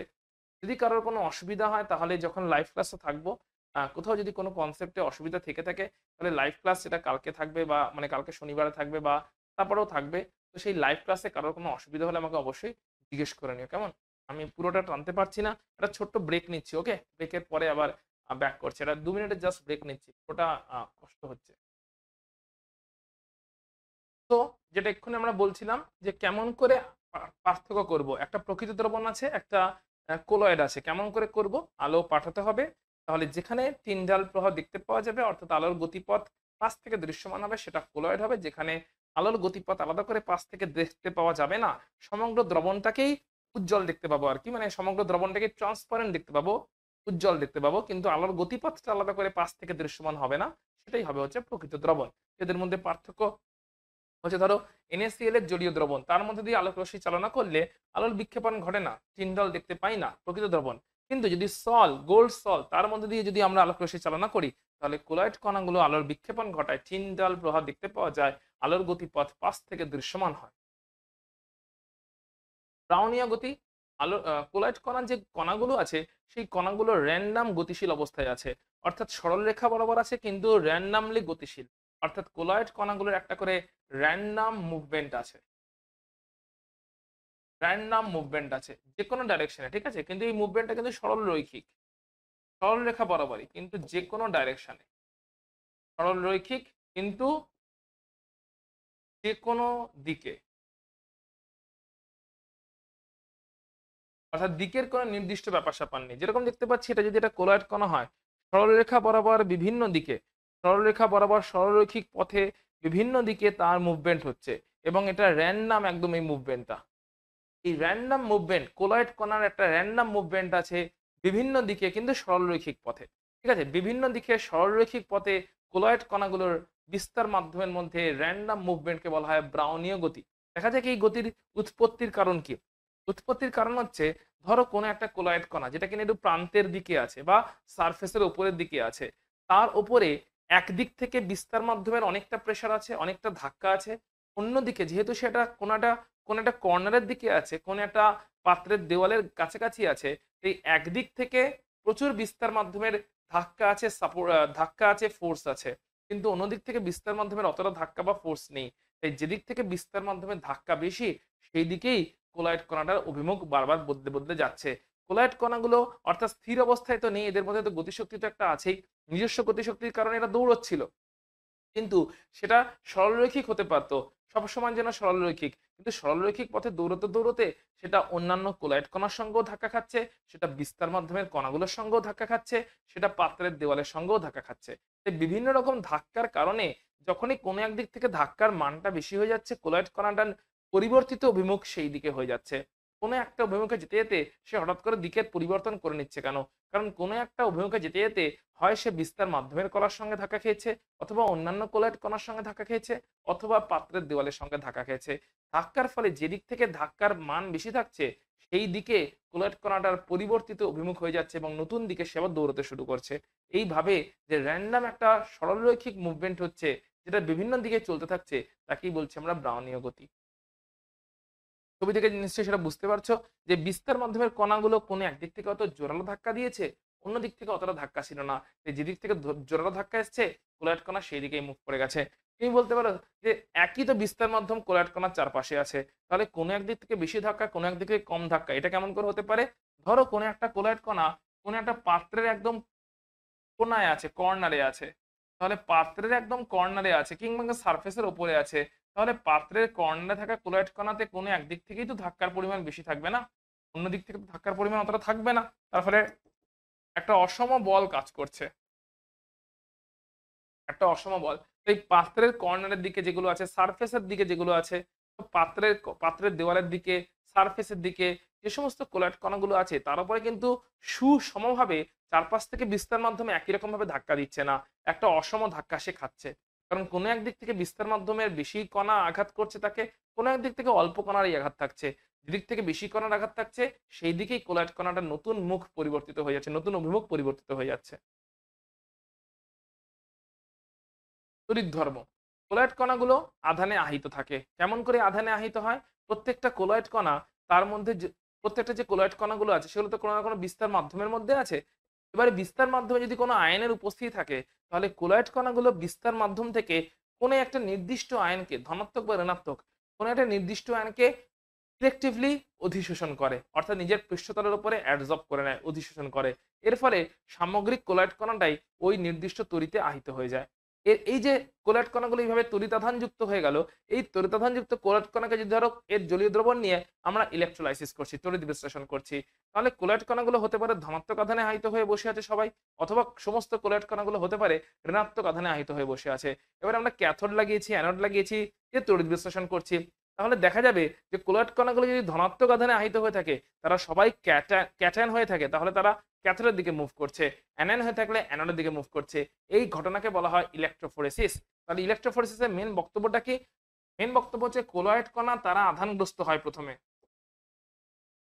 কোলয়েড কণা নিস্তড়িত কণা হিসেবে তৈরি হয়েছিল, কিন্তু তারপরে সেটা আধানগ্রস্ত হয়ে যায়, এবং কোলয়েড কণা যখনই আধানগ্রস্ত হয়ে যায় প্রত্যেকে নেয় যে বিস্তার মাধ্যমে থেকে কোনো একটা নির্দিষ্ট আয়নকে সে অধিশোষণ করে, বিস্তার মাধ্যম থেকে কোন একটি নির্দিষ্ট আয়নকে সে অধিশোষণ করে, ধনাত্মক বা ঋণাত্মক, যে নিজের সারফেসে চিপকে নেয়। যে আয়নটাকে অধিশোষণ করলো সেই আয়নের যে চার্জ সেটাই হয়ে যায় কোলয়েড কণার চার্জ, এবং এর ফলে কোলয়েড কণাটা ক্যাটায়ন বা অ্যানায়নে পরিণত হয়, অর্থাৎ চার্জ যুক্ত হয়ে যায়। এখন এই চার্জযুক্ত কণাওয়ালা যদি কোনো একটা কোলয়েড দ্রবণ আছে, তার যদি তড়িৎ বিশ্লেষণ করা হয় তাহলে অবশ্যই দেখা যাবে ওই কণাগুলো কোনো না কোনো ইলেকট্রোডের দিকে মুভ করছে, কোনো না কোনো তড়িৎদ্বারের দিকে গমন করছে। এই তড়িৎদ্বারের দিকে গমন করাকেই বলা হচ্ছে ইলেকট্রোফোরেসিস। এটা সুন্দর ফ্লোচার্ট করে দিয়েছি তোমার জন্য, যে কোলয়েড কণাগুলো এমনিতে কিন্তু নিস্তড়িত অবস্থাতেই তৈরি হয়েছিল, কিন্তু নিস্তড়িত কোলয়েড কণা কেমন করে আধানগ্রস্ত হয়ে গেল? নিস্তড়িত কোলয়েড কণা, নিস্তড়িত যে কোলয়েড কণা সেটা আধানগ্রস্ত হলো কেমন করে? যে নির্দিষ্ট আয়ন, অর্থাৎ বিস্তার মাধ্যমেও তো বিভিন্ন পদার্থ আছে, সো বিস্তার মাধ্যমে যে সমস্ত পদার্থগুলো আছে সেই পদার্থগুলোর মধ্যে যে আয়নগুলো উপস্থিত আছে, বিস্তার মাধ্যমের মধ্যে যে আয়ন উপস্থিত আছে, ধনাত্মক আয়ন, ঋণাত্মক আয়ন, দুই রকম আয়নই বিস্তার মাধ্যমে উপস্থিত আছে। কোলয়েড কণাগুলো প্রথমে নিস্তড়িতভাবেই তৈরি হয়েছিল, কিন্তু তারা বিস্তার মাধ্যমের মধ্যে উপস্থিত আয়নগুলোর মধ্যে কোনো একটি নির্দিষ্ট আয়নকে সিলেক্টিভলি তারা অধিশোষণ করছে, নিজের সারফেসের উপরে স্টিক করে নিচ্ছে। এর ফলে সামগ্রিক কোলয়েড কণাটাই ওই আয়নের যে চার্জ সেই চার্জযুক্ত কণাতে পরিণত হচ্ছে। এখন কোলয়েড কণাগুলো হয়ে গেছে একটা নির্দিষ্ট চার্জযুক্ত কণা। এই চার্জযুক্ত কণাগুলো, এদের মধ্যে বিকর্ষণ আছে, কারণ একই চার্জযুক্ত কণা হয়ে গেছে সবকটা কোলয়েড কণা, তাই এদের মধ্যে বিকর্ষণ আছে বলেই এরা কখনোই জোটবদ্ধ হয় না, দিয়ে অধক্ষেপ তৈরি করে না। অর্থাৎ চার্জ আছে বলেই কোলয়েডের স্থায়িত্বও আছে, কারণ চার্জযুক্ত কণা না হলে এরা হতেই পারে আস্তে আস্তে জোটবদ্ধ হয়ে যাচ্ছে, অধক্ষেপ তৈরি হতো, বড় কণা তৈরি হতো এবং নিচের দিকে থিতিয়ে পড়তো। কিন্তু যেহেতু এরা সমচার্জের আধানে সবকটা কোলয়েড কণা আহিত হয়ে গেল, তাই এদের মধ্যে বিকর্ষণ থাকছে, তাই চার্জযুক্ত কণাগুলো কাছাকাছি আসে, জোটবদ্ধ হতে পারছে না, বড় কণা তৈরি হচ্ছে না, এবং কোলয়েডের স্থায়িত্ব থাকছে। এখন হচ্ছে এই চার্জযুক্ত কণাগুলো যদি তড়িৎ বিশ্লেষণ করা হয় তাহলে দেখা যাবে তড়িৎ বিশ্লেষণ করলে চার্জযুক্ত কণাগুলো কোন একটা নির্দিষ্ট তড়িৎদ্বারের দিকে গমন করছে, অর্থাৎ চার্জযুক্ত কণা যদি ক্যাটায়ন হয় ক্যাথোডের দিকে, অ্যানায়ন হলে অ্যানোডের দিকে গমন করছে।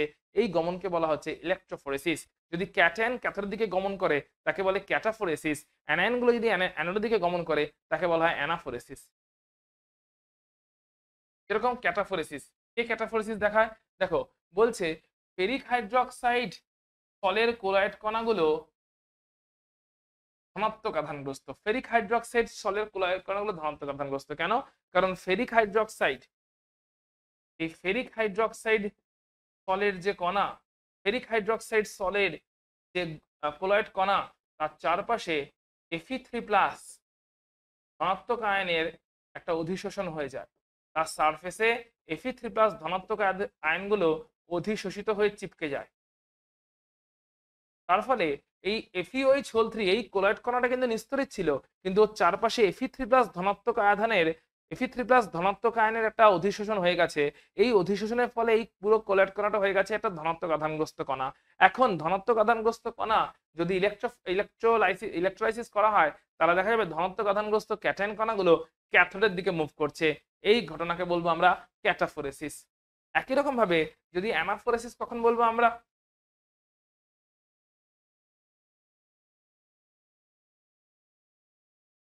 অ্যানাফোরেসিস এটা কারা দেখায়? এটা হচ্ছে বলছে আর্সেনিয়াস সালফাইড। আর্সেনিয়াস সালফাইডের যে কোলয়েড কণা H2S3, এই যে কোলয়েড কণা, এই কোলয়েড কণার চারপাশে আর্সেনিয়াস সালফাইড আবার সালফাইড অ্যানায়নটাকে নিজের সারফেসের চারপাশে অধিশোষণ করে। আর্সেনিয়াস সালফাইড আবার সালফাইড অ্যানায়ন যেটা আছে, ও ক্যাটায়নকে টানে না, ও হচ্ছে সালফাইড অ্যানায়নকে নিজের চারপাশে অধিশোষিত করে। এর ফলে পুরো কোলয়েড কণাটারই আধান হয়ে যায়, সম্পূর্ণ কোলয়েড কণা আধান হয়ে যায় হচ্ছে নেগেটিভ চার্জগ্রস্ত। কেন? কারণ নেগেটিভ চার্জের সালফাইড অ্যানায়ন অধিশোষিত হয়ে আছে এই নিস্তরিত কোলয়েড কণাটার উপরে। এর ফলে যে যদি তড়িৎ বিশ্লেষণ করা হয়, তাহলে এখন এই কণাটা কোন ইলেকট্রোডের দিকে যাবে? এই কণাটা অবশ্যই অ্যানোডের দিকে যাবে, কারণ এটা অ্যানায়ন হয়ে গেছে। তাই অ্যানোডের দিকে যখনই যাবে তখন তাকে আমরা বলবো হচ্ছে অ্যানাফোরেসিস। তাহলে যদি ধনাত্মক আধানগ্রস্ত কোনো কণা হয় ক্যাটায়নের দিকে, ক্যাথোডের দিকে যাবে। ঋণাত্মক আধানগ্রস্ত কোনো কণা হলে অ্যানোডের দিকে যাবে। ক্যাটাফোরেসিস এবং অ্যানাফোরেসিস।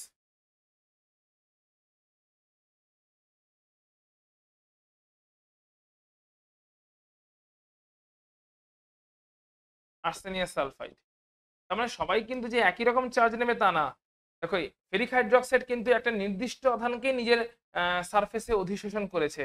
একই রকম ভাবে আর্সেনিয়াস সালফাইডও একটা নির্দিষ্ট আধানকেই, অন্য আধানটাকে কিন্তু করেনি, একটা নির্দিষ্ট আধানকে নিজের সারফেসের চারপাশে অধিশোষিত করে রেখেছে, তাই না? তার মানে নির্দিষ্ট আধানটাকে যে অধিশোষিত করে রেখে দিল, এর ফলে এই সামগ্রিক কোলয়েডটার আধান হয়ে গেল নেগেটিভ, এই সামগ্রিক কোলয়েডটার আধান হয়ে গেল, কোলয়েড কণা আধান হয়ে গেল পজিটিভ। তড়িৎ অভিস্রবণ, যদি কোনোভাবে কোনো কৃত্রিম উপায় যদি এই কোলয়েড কণাগুলোর আধানকে আধান মুক্ত করে দেওয়া হয়, দিয়ে ইলেকট্রোলাইসিস করা হয়, তাহলে তখন তো কোলয়েড কণাগুলো আধান মুক্ত হয়ে গেল, যে তখন ইলেকট্রোফোরেসিস হবে না, তখন কোলয়েড কণাগুলোর আর ক্যাথোড বা অ্যানোডের দিকে মুভমেন্ট হবে না, তখন বিস্তার মাধ্যমটারই ক্যাথোড বা অ্যানোডের দিকে মুভমেন্ট হতে শুরু করবে। তাকেই বলা হচ্ছে আমরা ইলেকট্রোঅসমোসিস। মানে ব্যাপারটা হচ্ছে ইলেকট্রোফোরেসিসে কিন্তু বিস্তার মাধ্যমে মুভমেন্ট হয়নি, ইলেকট্রোফোরেসিসে কোলয়েড কণার মুভমেন্ট হয়েছে। কোলয়েড কণা সেটা কোনো একটা নির্দিষ্ট আধানে আহিত হয়ে গেছে এবং তারপরে তার মুভমেন্ট হয়েছে ধনাত্মক হলে ক্যাথোডের দিকে, ঋণাত্মক হলে অ্যানোডের দিকে, ক্যাটাফোরেসিস বা অ্যানাফোরেসিস। কিন্তু ধরো কোনোভাবে আমরা কোলয়েড কণাকে নিস্তরিত বানিয়ে দিলাম, অর্থাৎ কোলয়েড কণার উপরে যে চার্জটা তৈরি হয়েছিল, আধানটা তৈরি হয়েছিল, ওকে নিষ্ক্রিয় করে দিলাম, নিউট্রালাইজ করে দিলাম, প্রশমন করে দিলাম। তাহলে কি হলো? তাহলে এখন কোলয়েড কণাগুলো নিস্তরিত হয়ে গেছে। এই অবস্থায় যদি আমরা ইলেকট্রোলাইসিস করি, তাহলে তো কোলয়েড কণাগুলো নিস্তরিত, তারা তো কোনো ইলেকট্রোডের দিকে যাবে না, তখন বিস্তার মাধ্যমটাই আধানগ্রস্ত হয়ে গিয়ে কোনো না কোনো একটা তড়িৎদ্বারের দিকে গমন করবে। একে বলবো আমরা ইলেকট্রোঅসমোসিস। এই বিস্তার মাধ্যমের গমন হচ্ছে ইলেকট্রোঅসমোসিস, আর কোলয়েড কণা আধানগ্রস্ত হয়ে পড়েছে এবং তার জন্য তার গমন, তাকে বলছি ইলেকট্রোফোরেসিস। সমতড়িৎ বিন্দু, এটাকে কি বলছি? এটাকে বলছে, এটাকে অন্যভাবে দেখে নি। এই যে অ্যামাইনো অ্যাসিড গুলো আছে আমাদের বডিতে, এই অ্যামাইনো অ্যাসিড প্রোটিনের যেটা ফান্ডামেন্টাল ইউনিট, তাই তো? তোমরা জানো নিশ্চয়ই। প্রোটিন যে আছে আমাদের বডিতে, তাদের ফান্ডামেন্টাল যে ইউনিট সেটা হচ্ছে অ্যামাইনো অ্যাসিড। একটা অ্যামাইনো অ্যাসিডের স্ট্রাকচার কেমন হতে পারে? একটা অ্যামাইনো অ্যাসিডের স্ট্রাকচারটা, জেনারেল স্ট্রাকচারটা হচ্ছে অনেকটা এরকম। এখানে কিনা এই অ্যাসিডিক গ্রুপও আছে, এটা হচ্ছে কার্বক্সিলিক অ্যাসিড গ্রুপ, সেখানে অ্যাসিডিক ইন নেচার। আবার অ্যালকালাইন গ্রুপও আছে, বেসিক গ্রুপও আছে। কেন? নাইট্রোজেন আছে যার উপরে লোন পেয়ার আছে, এটা হচ্ছে বেসিক গ্রুপ। এবং এটা হচ্ছে যে কোনো একটা অ্যামাইনো অ্যাসিডের একটা বেসিক স্ট্রাকচার। NH2CHR COOH, 8টা ভ্যারি করতে পারে, 8টা হাইড্রোজেন হতে পারে, 8টা কোনো অ্যালকিল গ্রুপ হতে পারে, এন্ড সো অন। তাহলে এটা একটা অ্যামাইনো অ্যাসিডের বেসিক স্ট্রাকচার। এবারে যদি অ্যাসিডিক পিএইচ করে দেওয়া হয়, মানে সলিউশনটাকে অ্যাসিডিক করে দেওয়া হলো, অ্যামাইনো অ্যাসিডের জলীয় দ্রবণ আছে, অ্যামাইনো অ্যাসিডের জলীয় দ্রবণটাকে এখন অ্যাসিডিক করে দেওয়া হলো, অর্থাৎ পিএইচ কে কমানো হলো, অ্যাসিডিক করে দেওয়া হলো। অ্যাসিডিক করলে স্ট্রাকচারটা এরকম হয়ে যাবে, এই NH2টা NH3 হয়ে যাবে, NH3+। লোন পেয়ারটা থাকবে না, লোন পেয়ারটাকে ইউজ করে একটা H+ চলে আসবে। অ্যাসিডিক করে দেওয়া মানে কি? বেসিক্যালি H+ কে নিয়ে আসা, H+ এলেই সেটা NH2 এর সঙ্গে বিক্রিয়া করে NH3+ হয়ে যাবে। তার মানে অ্যাসিডিক পিএইচ এ এখন এই অ্যামাইনো অ্যাসিডের কণাগুলো এর একটা ধনাত্মক কণায় পরিণত হয়েছে, ধনাত্মক আধানে পরিণত হয়েছে। এখন যদি তড়িৎ বিশ্লেষণ করা হয়, তাহলে এটা কোন দিকে যাবে? এরা অবশ্যই ক্যাটায়ন তৈরি হয়ে গেছে, এরা ক্যাথোডের দিকে গমন করবে। তড়িৎ বিশ্লেষণ যদি করা হয় এই অবস্থায় জলীয় দ্রবণটার অর্থাৎ পিএইচ কে লো করে যদি অ্যামাইনো অ্যাসিডের জলীয় দ্রবণের তড়িৎ বিশ্লেষণ করা হয় তাহলে দেখা যাবে কণাগুলো ক্যাথোডের দিকে যাচ্ছে। তার মানে হচ্ছে কণাগুলো ধনাত্মক আধানে আহিত হয়েছে, ক্যাটায়ন তৈরি হয়েছে, তাই ক্যাথোডের দিকে যাচ্ছে। ক্যাটায়ন তৈরি হয়েছে কেন তৈরি হয়ে গেল? কারণ নিউট্রাল তো ছিল কিন্তু লোন পেয়ারের সঙ্গে H+ এর কম্বিনেশন হলো, তাই অ্যামিন গ্রুপের বেসিক গ্রুপের লোন পেয়ার আর H+ কম্বাইন করে NH3+ তৈরি করলো। এই NH3+ ক্যাটায়ন, তাই তড়িৎ বিশ্লেষণে সেটা ক্যাথোডের দিকে মুভ করতে শুরু করে দিল। পিএইচ যদি কমিয়ে দিই, একই রকম ভাবে যদি বেসিক পিএইচ করে দিই, বেসিক করে দিই যেখানে কিনা পিএইচটা বাড়িয়ে দিচ্ছি, তখন কি হবে? বেসিক পিএইচ মানে OH- আসবে, আর OH- এসে এই অ্যাসিডিক গ্রুপটা থেকে H+ থেকে নিয়ে নেবে। তার ফলে ওখানে একটা মাইনাস সাইন তৈরি হয়ে যাবে। বেসিক গ্রুপ এখন কিছু হবে না, বেসিক গ্রুপ এখন আনএফেক্টেড থাকবে, বেসিক গ্রুপে কোনো চেঞ্জই হবে না, কিন্তু অ্যাসিডিক গ্রুপ থেকে হাইড্রোজেনটা H+টা বেরিয়ে যাবে OH এর সঙ্গে, জল তৈরি হয়ে আলাদা হয়ে যাবে। তার মানে এখানে একটা অ্যানায়ন তৈরি হয়ে গেছে এখন। তাহলে এখন অ্যামাইনো অ্যাসিডটা একটা নেগেটিভ আয়ন কণায় পরিণত হয়েছে এবং তড়িৎ বিশ্লেষণ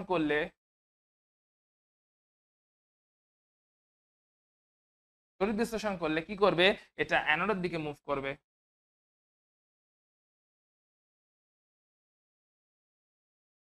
তার মানে আমরা দেখতে পাচ্ছি যে অ্যামাইনো অ্যাসিড এমনিতে নিউট্রাল, কিন্তু নিউট্রাল অ্যামাইনো অ্যাসিডকে যদি অ্যাসিডিক কন্ডিশনে নিয়ে যাওয়া হয় তাহলে সেই জলীয় দ্রবণটা ধনাত্মক আধানগ্রস্ত কণা দিয়ে তৈরি হয়ে যায় এবং তার তড়িৎ বিশ্লেষণ করলে অ্যানোডের দিকে কণাগুলো মুভমেন্ট ঘটে।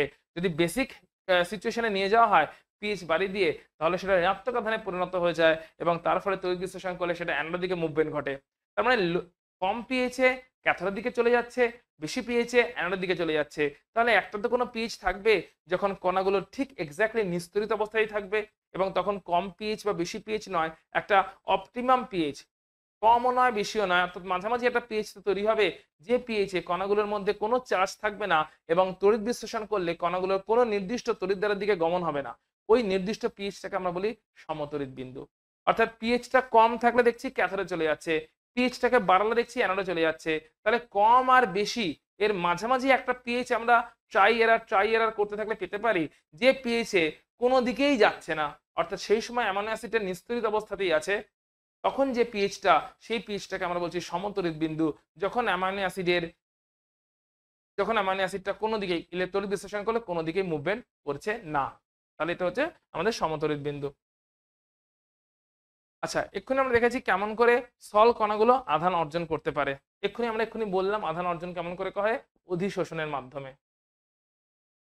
তাহলে এখন আমরা দেখছি কোলয়েড কণায় আধানের উৎপত্তি কেমন করে হয়। একটু আগে আমরা সেটাই বলছিলাম যে আধানের উৎপত্তি হওয়ার পিছনে মেইন কারণ হচ্ছে যে কোলয়েডটা যখন কণাটা প্রথমে তৈরি হলো, অর্থাৎ কোনো একটা কোলয়েড কণা যখন তৈরি হলো, মানে একটা কোলয়েড যখন তৈরি করা হচ্ছে, বিস্তার মাধ্যম নেওয়া হচ্ছে, বিস্তৃত দশা নেওয়া হয়েছে, বিস্তার মাধ্যম বিস্তৃত দশা এইটা নিয়ে যখন একটা কোলয়েড তৈরি হচ্ছে তখন কোলয়েড কণাটা শুরুতে নিস্তরিত থাকে, কিন্তু সেই নিস্তরিত কোলয়েড কণা কি করে, ওই ওই কোলয়েডের মধ্যেই, মানে হয় বিস্তার মাধ্যমের মধ্যে অথবা বিস্তৃত দশার মধ্যে উপস্থিত বিভিন্ন রকম আয়নের মধ্যে কোনো একটা নির্দিষ্ট আয়নকে সিলেক্টিভলি অধিশোষণ করে নেয় নিজের পৃষ্ঠতলের উপরে।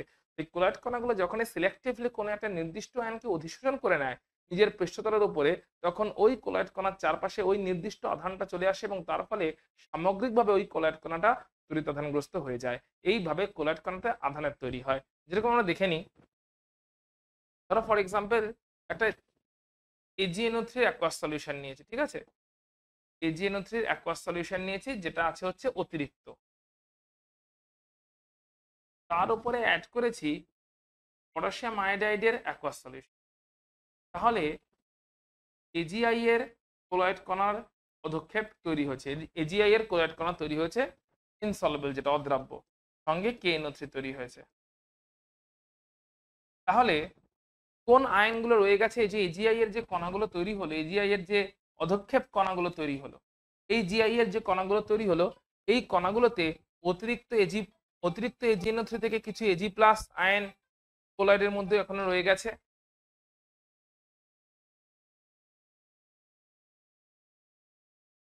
এই যে তাহলে এখন কি হলো, AgNO3 এর অ্যাকোয়াস সলিউশনের মধ্যে দিয়েছিলাম KI, তাদের তৈরি হয়েছে AgI এর বিভিন্ন ক্লোরাইড কণা, সঙ্গে K+ আর NO3- রয়ে গেছে।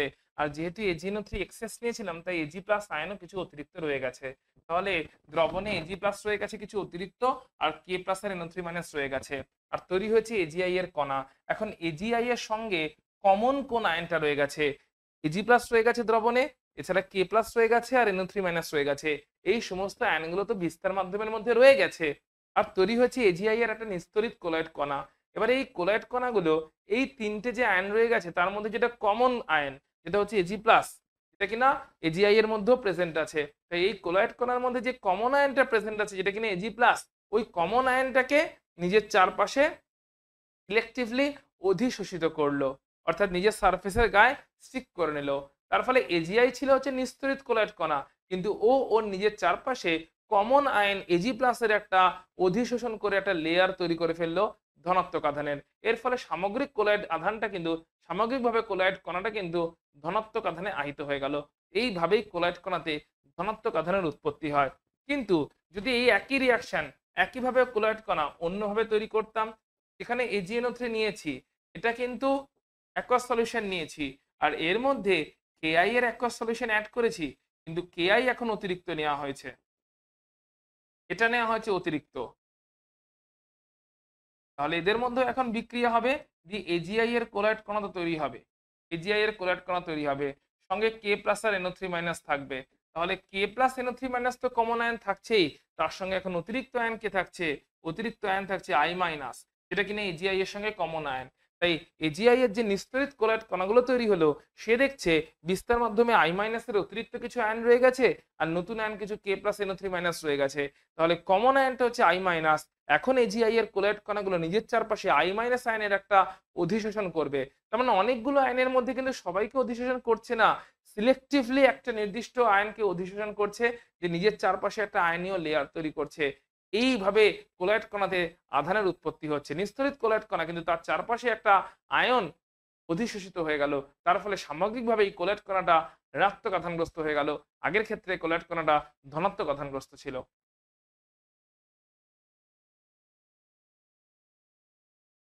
আবার অনেক সময় যেমন সাবান বলছে, অনেক সময় কোলয়েড পদার্থটা তার নিজস্ব আয়নীয় বিভাজন হয়ে যায়। যেরকম সাবান, সাবান যখন জলে গোলা হচ্ছে তখন তারই আয়নীয় বিভাজন হয়ে যাচ্ছে, যে ক্যাটায়ন এবং অ্যানায়ন তৈরি হচ্ছে। এরকম বিভিন্নভাবে, অর্থাৎ কখনো ধনাত্মক আধানের অধিশোষণ, কখনো ঋণাত্মক আধানের অধিশোষণ, কখনো কোলয়েড কণারই আয়নীয় বিভাজন, বিভিন্ন রকম ভাবে কোলয়েড কণাতে আধান তৈরি হয়ে যাচ্ছে।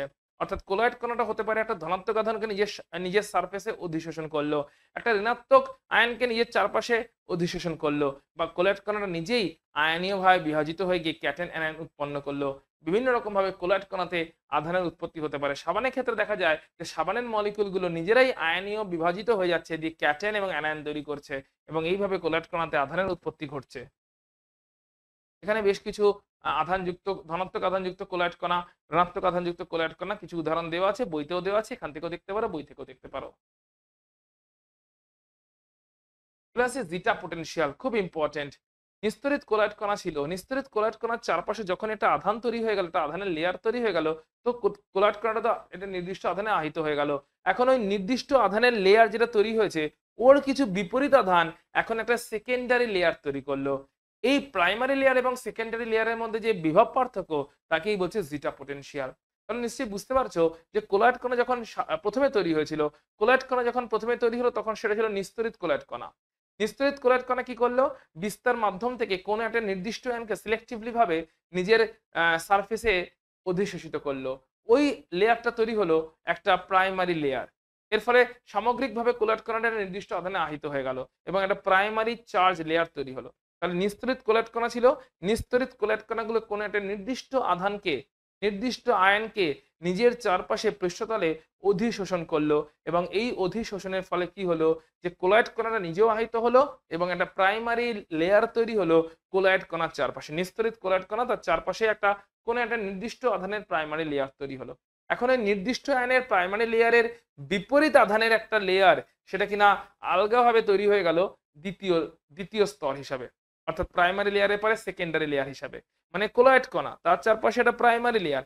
এখন ওই প্রাইমারি লেয়ারের বিপরীত আধানগ্রস্ত কিছু আয়ন, ওই প্রাইমারি লেয়ারের বিপরীত আধানগ্রস্ত কিছু আয়ন, তারা মিলে একটা আলগাভাবে যুক্ত হয়ে গেল ওই প্রাইমারি লেয়ারের চারপাশে, দিয়ে একটা সেকেন্ডারি লেয়ার তৈরি করলো।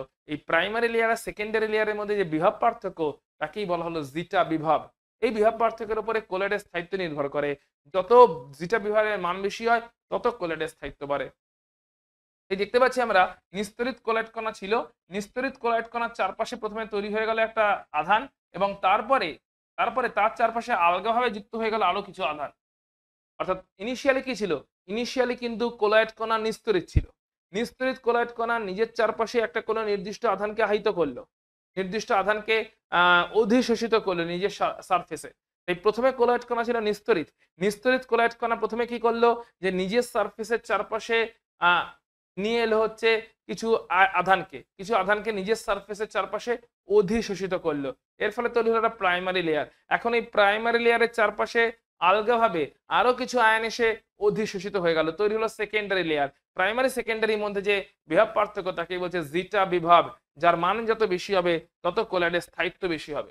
এই যে কোলয়েডের স্থায়িত্ব, তো দ্রাবক বিকর্ষী কোলয়েডের ক্ষেত্রে বলছে স্থায়িত্বের কারণটা হচ্ছে যে যে কণাগুলো তো একই রকম আধান হয়ে গেছে না, সব কটা কোলয়েড কণাই তো হয় ধনাত্মক আধানে আহিত হয়ে যাচ্ছে, কারণ সব কটা কোলয়েড কণা হতে পারে ওর নিজের চারপাশে ধনাত্মক আয়নকে অধিশোষিত করছে।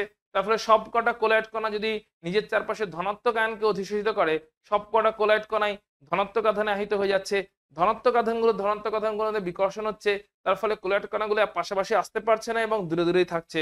পাশাপাশি আসতে না পারার জন্য ওরা জোটবদ্ধ হচ্ছে না, বড় হচ্ছে না আকারে এবং আস্তে আস্তে অধক্ষিপ্ত হয়ে কোলয়েডের স্থায়িত্ব নষ্ট করছে না। তাই যত পরিমাণে এই আধানটা থাকবে, অর্থাৎ কোলয়েড কণা যত আধানে আহিত হবে, কোলয়েড কণার মধ্যে যত সম আধান প্রেজেন্ট থাকবে, তাদের মধ্যে বিকর্ষণ থাকবে, কণাগুলো একে অপরের থেকে দূরে থাকবে এবং তার ফলে কোলয়েডের স্থায়িত্ব বাড়বে। এই স্থায়িত্ব নির্ধারণে দেখা গেছে জিটা বিভবটার মান যত বেশি হবে, কোলয়েডের স্থায়িত্ব তত বেশি হবে দ্রাবক বিকর্ষীদের জন্য। জিটা বিভবের মান যত বেশি হবে, কোলয়েডের স্থায়িত্ব যত বেশি হবে। দ্রাবক আকর্ষীদের জন্য কি হচ্ছে? দ্রাবক আকর্ষীদের জন্য ওরা তো এমনি স্থায়ী। কেন? কারণ দ্রাবক আকর্ষীদের কেসটা কি? দ্রাবক আকর্ষীদের কেসটা কি? এই যে দ্রাবক আকর্ষী, দ্রাবক আকর্ষী হচ্ছে কি, ওখানে কি হচ্ছে?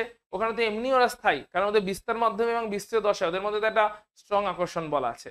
তাহলে দ্রাবক আকর্ষী কোলয়েডরা এমনি স্থায়ী, ওদের বিস্তার মাধ্যম আর কোলয়েড কণার মধ্যে একটা আকর্ষণ বল আছেই। কিন্তু দ্রাবক বিকর্ষী কোলয়েডরা ওরা আধানের মাধ্যমে স্থায়িত্ব প্রাপ্ত করছে। আধানের মাধ্যমে স্থায়িত্ব প্রাপ্ত করছে মানে কি? যত দ্রাবক বিকর্ষী যে কোলয়েডগুলো, দ্রাবক আকর্ষী কোলয়েডে অলরেডি তারা স্থায়ী। কেন? বিস্তার মাধ্যম আর বিস্তৃত দশা অলরেডি কানেকশন আছে, অলরেডি আকর্ষণ আছে। কিন্তু দ্রাবক আকর্ষী না হয় যেগুলো দ্রাবক বিকর্ষী কোলয়েড, দ্রাবক বিকর্ষী কোলয়েডগুলোতে কোলয়েডের কণাগুলো নির্দিষ্ট একটা আধান প্রাপ্ত হচ্ছে। কোলয়েডের কণাগুলো যে নির্দিষ্ট একটা আধান প্রাপ্ত হচ্ছে, ওদের মধ্যে বিকর্ষণ তৈরি হচ্ছে। আর বিকর্ষণ হলেই ওরা একসাথে কাছাকাছি এসে জোট বাঁধতে পারছে না এবং স্থায়িত্ব পাচ্ছে। কারণ জোট বেঁধে নিলে তো আর স্থায়িত্ব পেত না, তারা বড় আকারে কণা হয়ে যেত, কিছুক্ষণ পরে থিতিয়ে পড়ে যেত, তাই কোলয়েডের স্থায়িত্ব নষ্ট হতো। আর এটা তখনই ভালোভাবে হচ্ছে যখন জিটা পোটেনশিয়াল, জিটা বিভবের মানটা বেশি হচ্ছে। নেক্সট কনসেপ্ট, স্বর্ণ সংখ্যা সংরক্ষক কোলয়েড। দ্রাবক বিকর্ষী কোলয়েড, তাদেরকে স্থায়িত্ব বাড়ানোর জন্য তাদের মধ্যে দ্রাবক আকর্ষী কোলয়েড অ্যাড করা হয়। এর ফলে দ্রাবক আকর্ষী কোলয়েডের একটা লেয়ার তৈরি হয়ে যায় দ্রাবক বিকর্ষী কোলয়েডের চারপাশে এবং এর মাধ্যমে কোলয়েডের স্থায়িত্ব বাড়ানো হয়। দ্রাবক বিকর্ষী কোলয়েডের স্থায়িত্ব বাড়ানোর জন্য ওদের মধ্যে যে দ্রাবক আকর্ষী কোলয়েডকে অ্যাড করা হয় তাকে বলা হয় সংরক্ষক কোলয়েড। দ্রাবক আকর্ষীটাকে বলা হয় সংরক্ষক কোলয়েড, কারণ ওটা অ্যাড করা হচ্ছে দ্রাবক বিকর্ষীগুলোর মধ্যে, যাতে বিকর্ষী কোলয়েডটা, দ্রাবক বিকর্ষী কোলয়েডটা সংরক্ষিত হতে পারে, স্টোর হতে পারে, স্টেবল হতে পারে। এই দ্রাবক বিকর্ষী কোলয়েড যাদের স্টেবিলিটি একটু কম, তাদের মধ্যে দ্রাবক আকর্ষী কোলয়েড অ্যাড করে দ্রাবক বিকর্ষী কোলয়েডগুলোকে সংরক্ষিত করা হচ্ছে। ওই যে দ্রাবক আকর্ষী কোলয়েডটাকে অ্যাড করা হলো তাকে বলা হচ্ছে সংরক্ষক কোলয়েড। যেরকম উদাহরণ হিসেবে বলতে পারি আমরা, উদাহরণ বলছে এই যে ফটোগ্রাফিক প্লেট বা ফিল্ম, সেখানে জিলেটিনকে অ্যাড করা হয়। ফটোগ্রাফিক প্লেট যেটা ফিল্ম আছে ওখানে সিলভার ব্রোমাইডের কোলয়েড থাকে। এই ফটোগ্রাফিক প্লেটে যে সিলভার ব্রোমাইডের কোলয়েড থাকে, ওখানে জিলেটিনকে অ্যাড করা হয় অ্যাজ দ্রাবক আকর্ষী কোলয়েড। জিলেটিন হচ্ছে দ্রাবক আকর্ষী কোলয়েড, আর ফটোগ্রাফিক প্লেটের মধ্যে যে সিলভার ব্রোমাইডের কোলয়েড আছে ওটা দ্রাবক বিকর্ষী কোলয়েড। এই সিলভার ব্রোমাইডের দ্রাবক বিকর্ষী কোলয়েডের স্থায়িত্ব বাড়ানোর জন্য ফটোগ্রাফিক প্লেটের মধ্যে জিলেটিন, যেটা কিনা একটা দ্রাবক আকর্ষী কোলয়েড, তাকে অ্যাড করা হচ্ছে। স্বর্ণ সংখ্যা, স্বর্ণ সংখ্যা বলতে কি বলছে? যে বলছে 10 ml প্রমাণ গোল্ড সল, 10 ml প্রমাণ গোল্ড সল নিয়েছি। গোল্ড সলের মধ্যে যদি তড়িৎ বিশ্লেষণ অ্যাড করা হয়, যেরকম NaCl, কতটা 1 ml 10% NaCl অ্যাড করে দেওয়া হলো। তড়িৎ বিশ্লেষণ অ্যাড করলে কি হবে? দেখো গোল্ড সলের কণাগুলো নিশ্চয়ই কোনো না কোনো আধানে আহিত আছে। যেই তড়িৎ বিশ্লেষণ অ্যাড করলাম NaCl, তাহলে NaCl এর Na+ আছে, Cl- আছে, তারা গিয়ে কি করছে? তারা ওই গোল্ড সলের কোলয়েড কণাগুলোকে নিস্তরিত করে দিচ্ছে, প্রশমিত করে দিচ্ছে। কোলয়েড কণা যদি নিস্তরিত হয়ে যায়, প্রশমিত হয়ে যায়, ওরা জোটবদ্ধ হবে, জোটবদ্ধ যত হতে থাকবে আকারে বড় হবে, আস্তে আস্তে অধক্ষেপ তৈরি হবে এবং অধক্ষেপ্ত হয়ে নিচে থিতিয়ে পড়বে, কোলয়েডের স্থায়িত্ব নষ্ট হবে।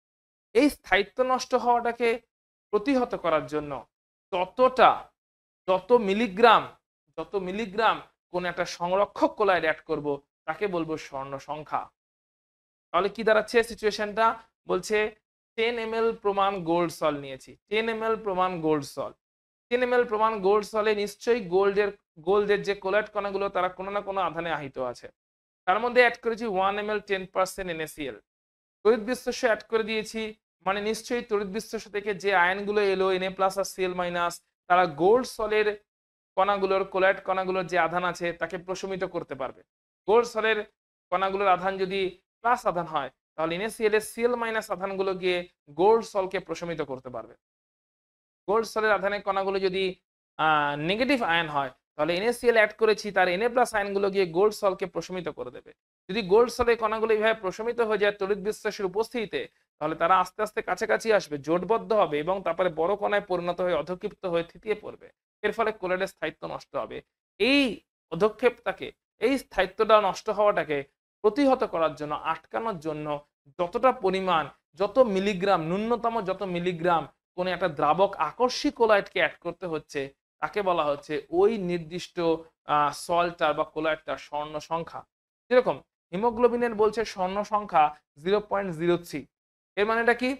যে 10 ml প্রমাণ গোল্ড সল নিয়েছি, তার মধ্যে 1 ml 10% NaCl দিয়েছি, এতে গোল্ড সল নিউট্রালাইজ হয়ে যাওয়ার কথা এবং কোলয়েডের স্থায়িত্ব নষ্ট হয়ে যাওয়ার কথা, কিন্তু সেটাকে প্রতিহত করার জন্য 0.03 মিলিগ্রাম হিমোগ্লোবিন অ্যাড করলাম। তাহলে ওই গোল্ড সলের যেটা তঞ্চন হয়ে যাচ্ছে, মানে স্থায়িত্ব নষ্ট হয়ে যাচ্ছে, সেটা প্রতিহত হতে পারে। এটা হচ্ছে স্বর্ণ সংখ্যার কনসেপ্ট।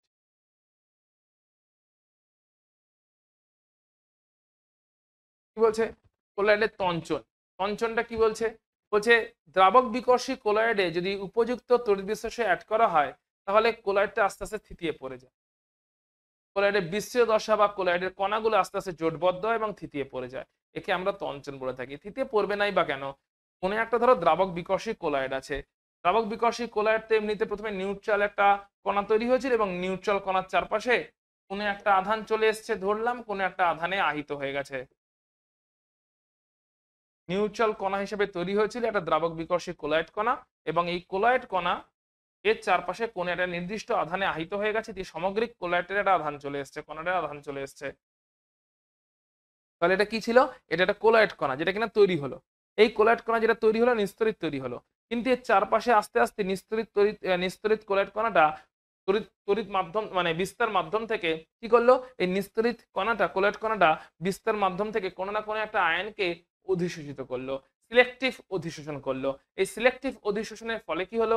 সিলেক্টিভ অধিশোষণের ফলে এই যে কোলয়েড কণা এর চারপাশে চলে এলো ওই নির্দিষ্ট আধানটা, তার ফলে সামগ্রিক কোলয়েড কণাটার আধান ওই নির্দিষ্ট আধান হয়ে গেল। এখন একে যদি প্রশমিত করতে হয় তাহলে এর মধ্যে উপযুক্ত একটা তড়িৎ বিশ্লেষ্য অ্যাড করতে হবে। তড়িৎ বিশ্লেষ্য যদি অ্যাড করা হয় তাহলে কি হবে? তড়িৎ বিশ্লেষ্যের উপস্থিতিতে এই যে আধানযুক্ত কণা এর প্রশমান হয়ে যাবে এবং তার ফলে কণাগুলো আস্তে আস্তে জোটবদ্ধ হতে শুরু করবে। কারণ কেন প্রশমান হয়ে যাবে? চারপাশে কি আছে? কোলয়েড কণার চারপাশে পজিটিভ চার্জের আধান চলে এসছে। কোলয়েড কণার চারপাশে চলে এসছে পজিটিভ চার্জের আধান। এখন এই যে আধানটা চলে এলো কোলয়েড কণার চারপাশে, যখনই একটা উপযুক্ত তড়িৎ বিশ্লেষ্য আমি অ্যাড করে দিচ্ছি, সঙ্গে সঙ্গে ওই তড়িৎ বিশ্লেষ্য থেকে ক্যাটায়ন অ্যানায়ন গুলো আসবে এবং অ্যানায়ন গুলো এসে এই কোলয়েড কণার চারপাশে যে ধনাত্মক আধানের একটা লেয়ার তৈরি হয়েছে ওই ধনাত্মক আধানের অধিশোষিত লেয়ারটাকে প্রশমিত করে দেবে। এর ফলে কোলয়েড কণার চারপাশ থেকে যদি আধানটা চলে যায় তাহলে এখন কোলয়েড কণাগুলোর মধ্যে বিকর্ষণ থাকবে না, তারা আস্তে আস্তে আকর্ষিত হবে, জোটবদ্ধ হবে এবং আস্তে আস্তে থিতিয়ে পড়বে, অধক্ষিপ্ত হবে। কোলয়েডের এই যে স্থায়িত্ব নষ্ট হয়ে গেল, এই ঘটনাকে বলা হচ্ছে কোলয়েডের তঞ্চন। কার তঞ্চন হলো? বিস্তার মাধ্যমে না, বিস্তৃত দশা কোলয়েড কণাগুলো একত্রিত হলে জোটবদ্ধ হলো, স্থায়িত্ব নষ্ট হয়ে গেল। একেই বলা হচ্ছে কোলয়েডের তঞ্চন, যেটা কিনা বিস্তৃত দশার হলো, বিস্তার মাধ্যমের নয়। বিস্তৃত দশা মানে হচ্ছে কোলয়েড কণাগুলোর তঞ্চন হয়, বিস্তার মাধ্যমটার নয়। তাহলে কোলয়েড কণাগুলো জোটবদ্ধ হয়ে যাচ্ছে এবং নিচে থিতিয়ে পড়ছে। জোটবদ্ধ হয়ে যাচ্ছে কেন? ওদের উপরে যে চার্জটা ছিল ওই চার্জটাকে সরিয়ে নেওয়া হচ্ছে। কোলয়েড কণার উপরের চার্জকে কেন সরিয়ে নেওয়া হলো? কি করে সরিয়ে নেওয়া হলো? উপযুক্ত তড়িৎ বিশ্লেষ্য অ্যাড করা হয়েছিল। উপযুক্ত তড়িৎ বিশ্লেষ্য অ্যাড করলে কি হলো? কোলয়েড কণার চারপাশে যে আধানটা তৈরি হয়েছিল ওটা প্রশমন হয়ে গেল। তার ফলে সমচার্জ মানে চার্জটা সরে গেল। তার মানে সমচার্জগুলোর মধ্যে যে বিকর্ষণ ছিল বিকর্ষণটা কমে গেল। আর বিকর্ষণটা কমে যাওয়া মানেই তারা জোটবদ্ধ হবে এবং থিতিয়ে পড়বে। একে বলা হচ্ছে তঞ্চন। এখন এই তঞ্চনের জন্য সুলজে হার্ডির নিয়ম আছে। নিয়মটা কি? খুবই সোজা নিয়ম। দেখো, কোনো একটা কোলয়েড কণার যা আধান তার বিপরীত আধানই এসে ওকে তঞ্চন করতে পারবে। আর বিপরীত আধানের চার্জ যত বেশি হবে তত তঞ্চন ক্ষমতা বেশি হবে। সোজা হিসেব। তার মানে যদি ঋণাত্মক তড়িৎগ্রস্ত কোনো কোলয়েড হয় তাহলে তাকে তঞ্চন করতে ধনাত্মক তড়িৎগ্রস্ত কোনো তড়িৎ বিশ্লেষ্য লাগবে। অর্থাৎ ঋণাত্মক তড়িৎগ্রস্ত কোনো কোলয়েড কণাকে ধনাত্মক আধানই ক্যাটায়নগুলোই তঞ্চন করতে পারবে। Na+, Mg2+, Al3+, এরাই তঞ্চন করতে পারবে। তঞ্চন ক্ষমতা কার বেশি হবে? যার চার্জ বেশি। Ag+ এর চার্জ বেশি, এরই তঞ্চন ক্ষমতা বেশি হবে। একইভাবে ধনাত্মক তড়িৎগ্রস্ত কোনো কোলয়েড কণা, ধনাত্মক তড়িৎগ্রস্ত কোনো কোলয়েড কণা তাকে তঞ্চন করতে ঋণাত্মক আধানেরই প্রয়োজন হবে। ঋণাত্মক আধানের মধ্যে যার চার্জ বেশি তারই তঞ্চন ক্ষমতা বেশি হবে। যার চার্জ বেশি তার তঞ্চন ক্ষমতা বেশি হবে। এই হচ্ছে সোজাসাপটা ব্যাপার-স্যাপার।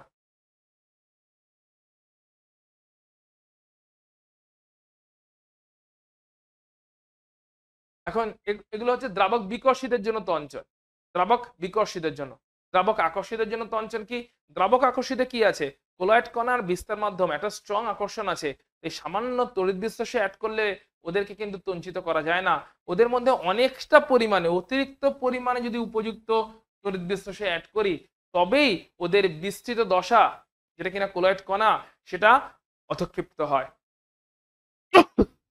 এই ঘটনাকে বলা হচ্ছে সল্টিং আউট হয়ে যাওয়া, সল্টিং আউট। ঠিক আছে? বিস্তৃত দশা কিন্তু সামান্য তড়িৎ বিশ্লেষ্য অ্যাড করাতে অধঃক্ষিপ্ত হয় না। অতিরিক্ত পরিমাণ তড়িৎ বিশ্লেষ্য অ্যাড করলে তবেই বিস্তৃত দশা কোলয়েড কণাগুলো জোটবদ্ধ হয় এবং তারপরে অধঃক্ষিপ্ত হয়। কাদের জন্য? দ্রাবক আকর্ষিতের জন্য। কেন এরকম? কারণ ওদের মধ্যে আকর্ষণ বলটা আছে। এই সামান্য তড়িৎ বিশ্লেষ্যতে ওদেরকে অধঃক্ষিপ্ত করা যায় না। এবারে এই যে সল্টিং আউট হয় তাদের একটা শ্রেণী আছে যাকে হফমাইস্টার শ্রেণী বলে বা লাইওট্রফিক শ্রেণী বলা হয়। এই শ্রেণীতে ক্যাটায়নদের ক্ষেত্রে এই শ্রেণীটার ক্রম হচ্ছে এরকম, অ্যানায়নদের ক্ষেত্রে শ্রেণীটার ক্রম হচ্ছে এরকম। শ্রেণীটার ক্রমটা একটু পারলে মুখস্থ রেখো। এটা হচ্ছে কিসের ক্রম? এটা হচ্ছে সল্টিং আউট ক্ষমতা অনুযায়ী যদি ক্যাটায়ন অ্যানায়নদের সাজানো হয় সেই ক্ষমতার ক্রম। সল্টিং আউট ক্ষমতা অনুযায়ী ক্যাটায়ন অ্যানায়নদের সাজানো হলে সেই ক্ষমতার ক্রম। এখানে প্রকুলেশন মান বলে একটা নতুন টার্ম আসছে যেটাকে হচ্ছে সংকট তঞ্চন গারত্ব। সংকট তঞ্চন গারত্ব মানে কি? যে মিনিমাম একটা অ্যামাউন্ট লাগবে, তড়িৎ বিশ্লেষ্য লাগবে যেটাকে অ্যাড করতে হবে সল্টিং আউটটা হতে গেলে। সেই মিনিমাম অ্যামাউন্টটাকে বলা হচ্ছে সংকট তঞ্চন গারত্ব এবং সেটা হচ্ছে তঞ্চন ক্ষমতার সঙ্গে ব্যস্তানুপাতিক থাকছে। সংকট তঞ্চন গারত্বটা সবসময় থাকছে তঞ্চন ক্ষমতার সঙ্গে ব্যস্তানুপাতিক। মানে তঞ্চন ক্ষমতা যার বেশি তার সংকট তঞ্চন গারত্বের মান কম, অবশ্যই কম হবে। তার সামান্য পরিমাণ তড়িৎ বিশ্লেষ্য যথেষ্ট হবে তঞ্চন করে দেওয়ার জন্য। আর তঞ্চন ক্ষমতা যদি কারোর কম হয় তার অনেকটা করে গারত্ব লাগবে। সংকট তঞ্চন গারত্ব অনেকটা লাগবে। অনেকটা গারত্ব পেলে তবে গিয়ে সেই তড়িৎ বিশ্লেষ্য কোন একটা কোলয়েডকে তঞ্চিত করতে পারবে। তাহলে এই হচ্ছে আমাদের সামগ্রিকভাবে কোলয়েডের পার্টটা পুরোপুরি আমরা এখানে শেষ করছি। এইখানে মানে যা যা কিছু ক্লাসে ডিসকাস করলাম এবং তার সঙ্গে বোর্ড ওয়ার্কটাতে যা যা কিছু আমি আপলোড করে দেব এইটাই মোটামুটি কোলয়েড থেকে আসার। এর বাইরে কোলয়েড থেকে অ্যাজ সাচ আসার মতন কিছু নেই। এর আগের দুটো ভিডিও আপলোড করেছি, এখন একটা আপলোড করে দিলাম। কোলয়েডটা এখানে আমরা টুকরোভাবে শেষ করে নিলাম। তোমরা কোলয়েডটাকে এর মধ্যে রেডি করে ফেলো প্রপারলি। কারণ যদি বই পড়ার সময় হয় পড়ো, না পড়ার সময় হলে আগের যে বোর্ড ওয়ার্ক দুটো ছিল সঙ্গেই যে বোর্ড ওয়ার্কটা সেটা ফলো করে নিও। আর ক্লাসটা মন দিয়ে একবার শুনে নিও। ক্লাসটা বেশিবার রিভিশন করতে হবে না, জাস্ট একবার মন দিয়ে একটু শুনে নিও এবং তারপরে তুমি বোর্ড ওয়ার্কটা একটু ফলো করে নিও। ক্লাসটা একবার মন দিয়ে শোনার পরে যদি তুমি একবার একটুখানি যে ক্লাসটা একবার পুরো শুনে নিলে, এই ক্লাসটা আগের দুটো ক্লাস সব মিলিয়ে 2 ঘন্টার ক্লাস আছে, ঠিক আছে? এই ক্লাসটা আর আগের দুটো ক্লাস সব মিলিয়ে 2 ঘন্টার ক্লাস আছে। এই 2 ঘন্টার ক্লাসটা একবার মন দিয়ে শুনে নাও এবং শুনে নিয়ে তুমি বোর্ড ওয়ার্কটা একবার ফলো করে নাও, একবার বা দুবার ফলো করে নাও। এই ক্লাসটা একবার মন দিয়ে শোনাও, সমস্ত কনসেপ্টটা মাথায় ঢুকে যাবে। তারপরে বোর্ড ওয়ার্কটা একবার ফলো করে নাও। বই থেকে যদি পড়তে পারো পড়লে, না হলে বোর্ড ওয়ার্কটা প্রপারলি ফলো করে পড়ে নাও। কোলার থেকে এর বাইরে কিছু আসার সম্ভাবনা নেই, থাকছে না, ঠিক আছে? তাহলে আজকের ক্লাসটা আমরা এখানে শেষ করছি। আপলোড করে দিচ্ছি as soon as possible ভিডিওটা এবং বোর্ড ওয়ার্কটাও। তোমার সঙ্গে দেখা হচ্ছে লাইভ ক্লাসে, যেটা আগামীকাল আমি নেব। যদি আই গেস অ্যাপটা ঠিকঠাক পারফর্ম করছে, আমি দেখা হয়নি, চেক করা হয়নি, লাস্ট উইকে তো পারফর্ম করছিল না, সেই জন্য আমি লাইভ ক্লাস নিতে পারিনি। লাইভ ক্লাসে আমরা বায়োমলিকুল নিয়ে আসবো। দেখা হচ্ছে তোমার সঙ্গে লাইভ ক্লাসে বায়োমলিকুল নিয়ে। ততক্ষণ পর্যন্ত তোমরা দেখতে থাকো সূর্য স্যারের কেমিস্ট্রি।